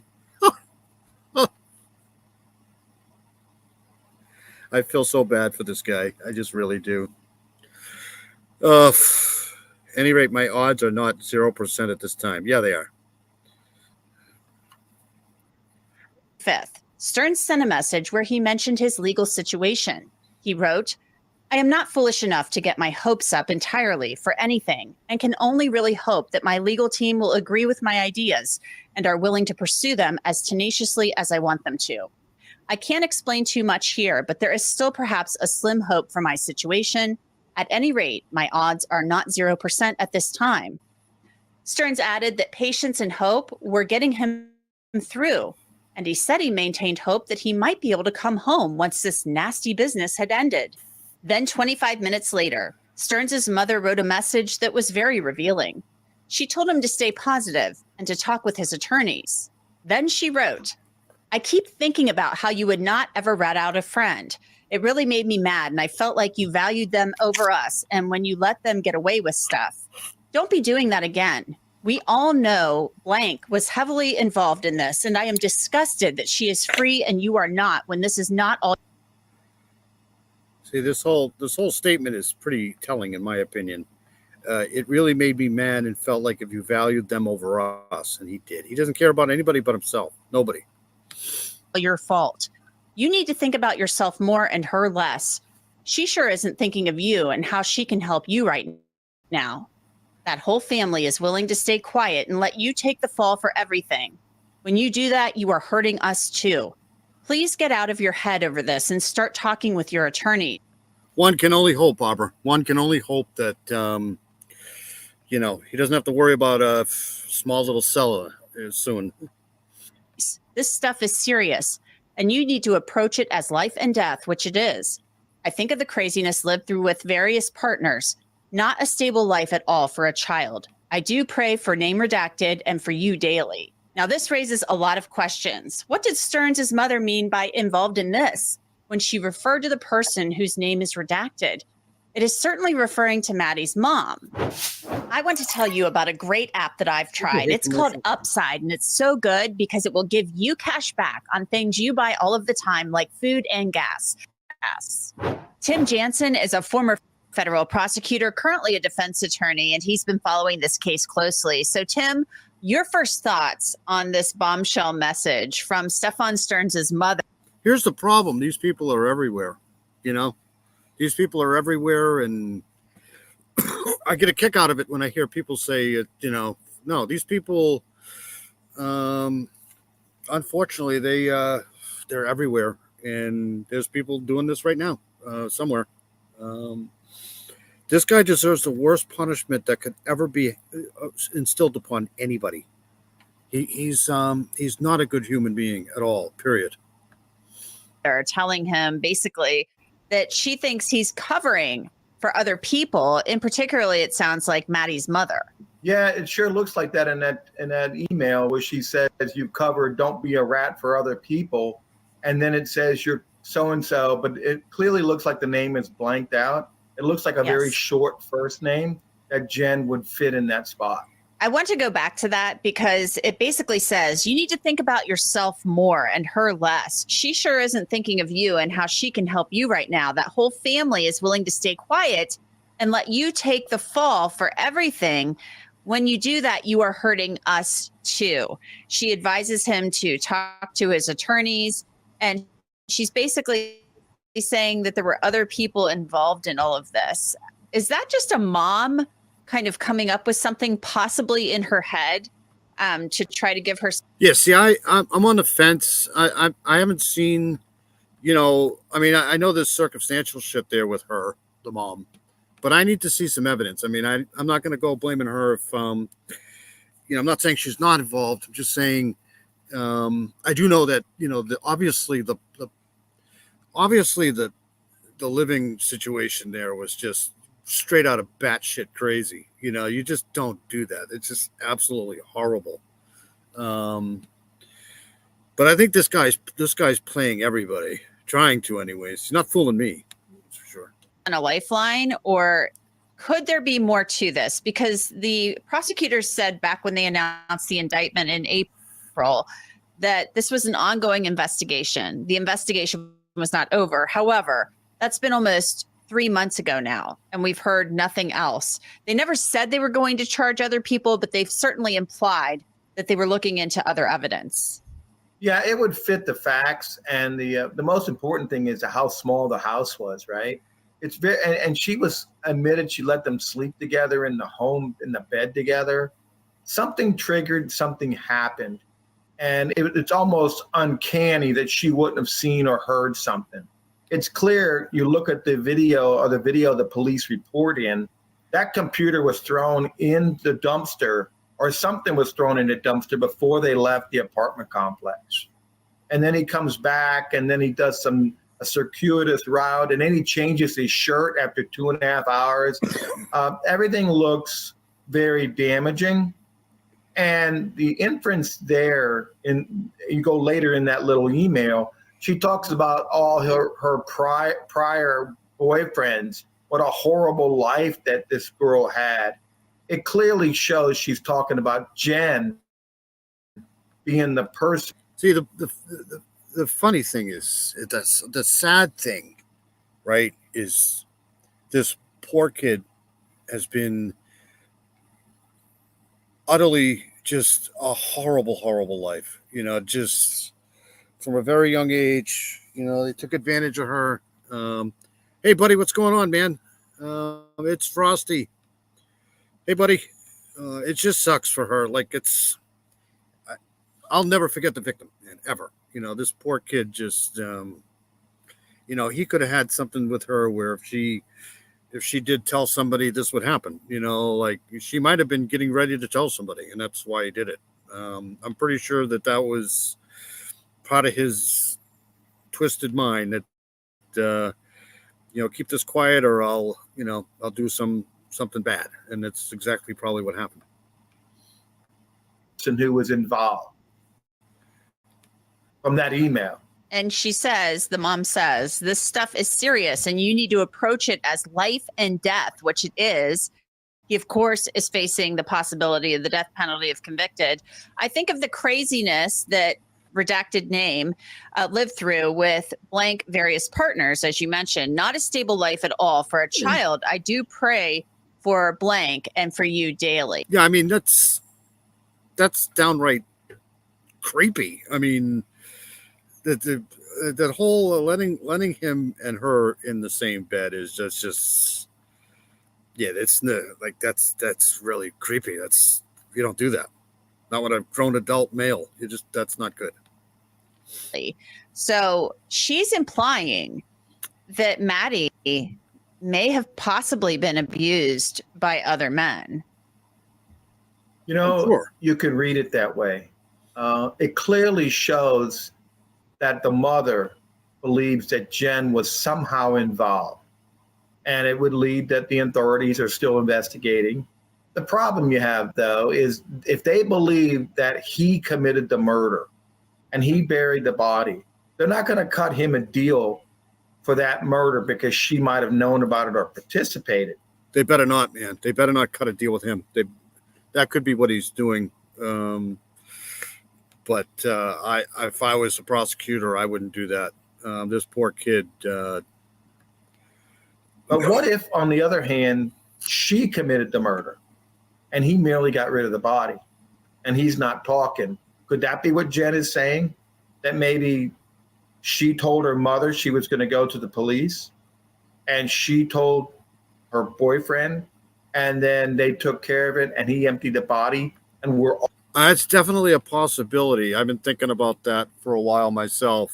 Kind of like that whole John Bonet thing. All assuming that it was him that did it, right? Because when she gave her statement, while he was in the background lurking, she didn't really come out and say anything that was helpful to the investigation. She claimed she didn't see anything, didn't hear anything. She didn't go up to the school looking for her. She waited for a call. Nothing appears what it is, right? And so that's probably why law enforcement is taking their time. They've got him on evidence clearly from his phone, what he was doing. So that's the easy part. Now the hard part is, what do we have? What are the phones? What are all the cameras in the neighborhoods? What are the... Look at this incident report. Look at how much there is in this. They got this guy pretty solidly here. GPS on the car show. She was told she has ADHD and has a hard time focusing. You think? She also has anxiety and panic attacks. This poor kid, man. Oh, and it shows clear tracking of that vehicle. Let's talk about that. And I do want to mention, right now, Stefan Stearns is the only person charged in connection to Maddie's murder, charged with her murder, charged with sex crimes involving Maddie. Jen Soto is not facing any criminal charges. Police have not indicated that they plan to charge her.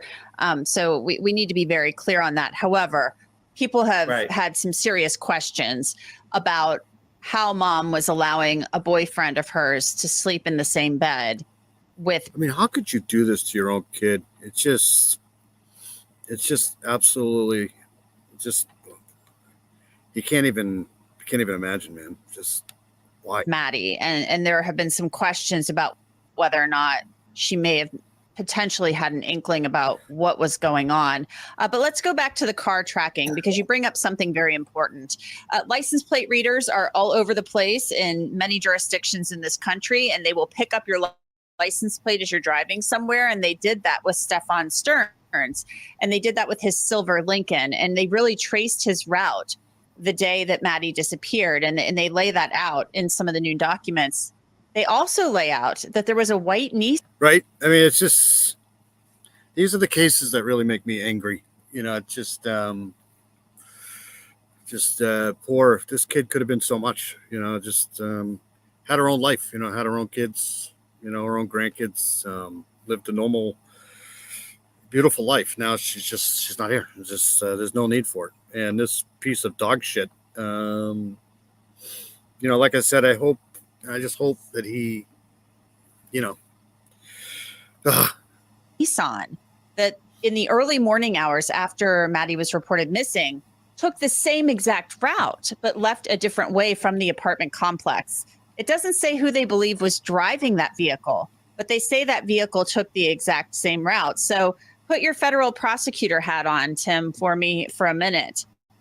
Is it Stefan Stearns maybe taking the white Nissan to retrace his steps for some reason, going to look for something we don't know in the middle of the night in the white Nissan because he had a flat tire in the Lincoln that day and maybe didn't want to take that car? Or could it have been Jen Soto in that white Nissan?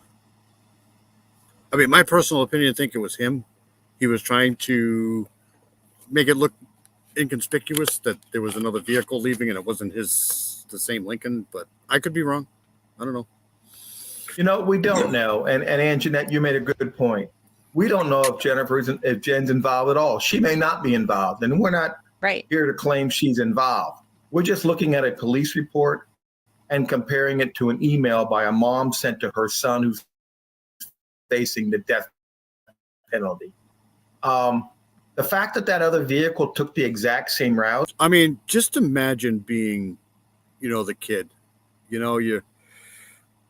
everybody, young kid, you're supposed to be having a good time. I mean, you're only a kid once, and this kid never had a chance whatsoever. Just never had any chance. And then you imagine her being there, and just, it bothers me. It really does. These cases here, it's awful. is not a coincidence. Now, the question is who was driving the vehicle? Was Stefan driving it or was Jen driving it? And if Jen was driving it, how would she know to go the exact route? That is going to be curious. And you would hope that there was a camera or something that caught a glimpse of who was driving that vehicle. I agree, Barbara. I agree 100%. 100 on 100 and more than 100%. It's just not worth it. But it just opens to more questions, right? As a prosecutor and as a federal prosecutor, I would have my agents doing whatever they can find out who drove that second vehicle that route. How did they know to go that route? And what time did they go? Can we get the whereabouts of Stefan or Jen during the time that other vehicle left? So you can separate, isolate who it could have been the driver, because that can be important. In reading through these tablet messages with Stefan Stearns and this family member, Chris Stearns, it almost... I just highly doubt it was her leaving at 3:30 in the morning. It was, in my opinion, it was probably most likely him. seems like he's resigned to being in jail. He knows he's going to be there a long time. He's come to terms with this. But he also talks about having a glimmer of hope, like all hope is not lost. I'm not sure why we see the discovery, but we don't know about his conversations. He's delusional. He's in his own mind. He feels like, his shit doesn't stink. He feels like he's the smartest person on the planet. It's typical behavior from these people. These people are so stuck on themselves and they feel like that they can just get away with anything. It's just amazing.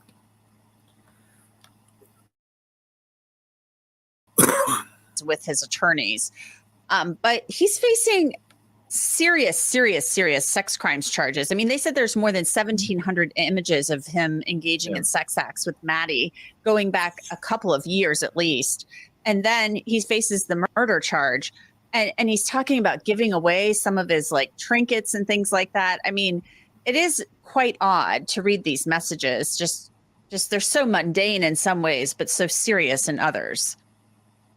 Yeah, they talk about election voting, who can vote, what are you eligible to vote.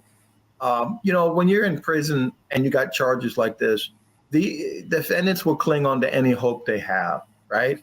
And as a defense lawyer, you have to at least... If you went to a prison tomorrow, any prison or any jail, doesn't matter, and you ask the inmates in there if they're guilty or innocent, I would guarantee you about 99.9% of them are going to say they're innocent. They're all innocent. They didn't do it. None of them did it. They didn't do any of it. And I can guarantee you about 99.9% of those people are not innocent. Give them a glimmer of hope, or say, listen, there may be a few people in there that are, but majority aren't. Let's go through the process. Let's see what the discovery. We might be able to file motions, because you don't want to come out and tell your client, by the way, oh, you're going to spend the rest of your life in prison and maybe death at the very beginning of the case. That doesn't help them assist you. They don't trust you if you would say something like that. But at some point, your lawyers have to tell you. I think years ago, I know one of my cousins was, being groomed by an uncle, one of our uncles, for years, and nobody found out about it until, it was way too late. I think she was 25, 26, but back then people didn't say anything. People just didn't say anything because they knew that there'd be repercussions. If they said anything back then, they would really. Nobody would believe them. It just nowadays, it's a little bit easier to kind of file charges and get some stuff. But even nowadays, this poor kid, Madeline, she probably wanted to say something, but she was probably so groomed that it was just instilled in her mind that this was normal behavior. But when she got to be a certain age, where she hung around with other kids and she found out that this wasn't normal, that she probably started to say, what, this isn't normal. But it happened back then too. Trust me. It's just people didn't say anything. They were afraid to. How bad it is. I always tell my clients, and I tell my clients' family, I'm not here to tell you what you want to hear. I'm going to tell you what you need to hear. The good, the bad, and the ugly. is you have to develop that trust and communication. Because if you're just placating them, no one wants a yes man for a lawyer. You want to hear, just like a doctor, don't tell me the good things. Tell me what I need to know that's bad so I can prepare for it. And it seems like his conversation just getting by and talking about other things other than he's going to spend. If you start this stuff out early enough, it's not going to be good because, that's what they call it, grooming, I think, because, the person doesn't think anything of it. It's kind of normal, but once they get into school and once they start hanging out with other kids and, going to other people's homes and they find out that it's not freaking normal, that's probably what happened here. She probably figured this is not normal and I better tell somebody. And that's probably when she met her fate. But, all right. So I want to thank everybody for coming in. I'm going to get the hell out of here. Sorry about all the technical issues earlier with this computer. But, I think I figured it out. I just can't do multitasking here on this computer because it just won't let me. But we made it through. But I do apologize for having all of the issues early. Heather, thank you so much for coming in. You're awesome. Barbara, thank you. We're both thinking, everybody in here is thinking of Barbara Hall. Barbara Hall's an amazing person. Thank you so much, Barbara, for coming in. Sorry I couldn't run the ticker tonight, but I don't want a chance. I don't want a chance to get booted again. I can't believe I booted myself. It's weird. Dean, thank you for coming in. Necessarily Evil, Fire and Ice, you're awesome. Thomas is awesome. Go check him out over there on him and Mark's channel. They're great. Who else was in here? Miss Persevere was in here. Miss Persevere's got a great channel. She's awesome. Support her for sure. Like and subscribe to her. Who else was? Honeybee was in here for a little while. Honeybee is an amazing person. Honeybee is just her stuff is just amazing. Who else was in here?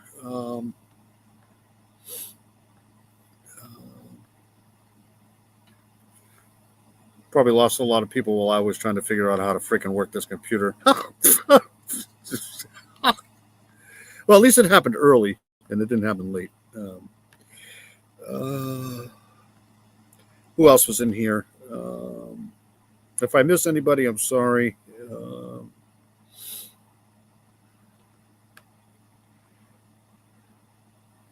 I think that's it. I think, but that was enough. Just trying to scroll back through. But anyways, I hope everybody has a good weekend. Everybody try to stay safe. We love you too, Heather. It's always good to see you in here. It's always a pleasure to have people here in the chat, because if not, I'd be sitting there talking to myself. And I do that good too. Just saying. All right, I'm going to try to play my outro.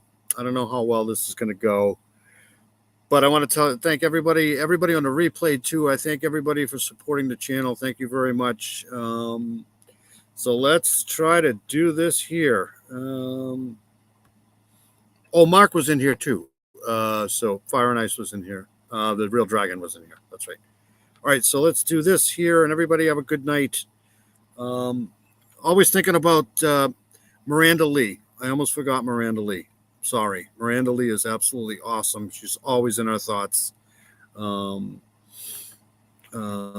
She's great. Miranda Lee is amazing. So thank you, everybody, and I'll see you guys at some other time. Hopefully I have my computer fixed by next week.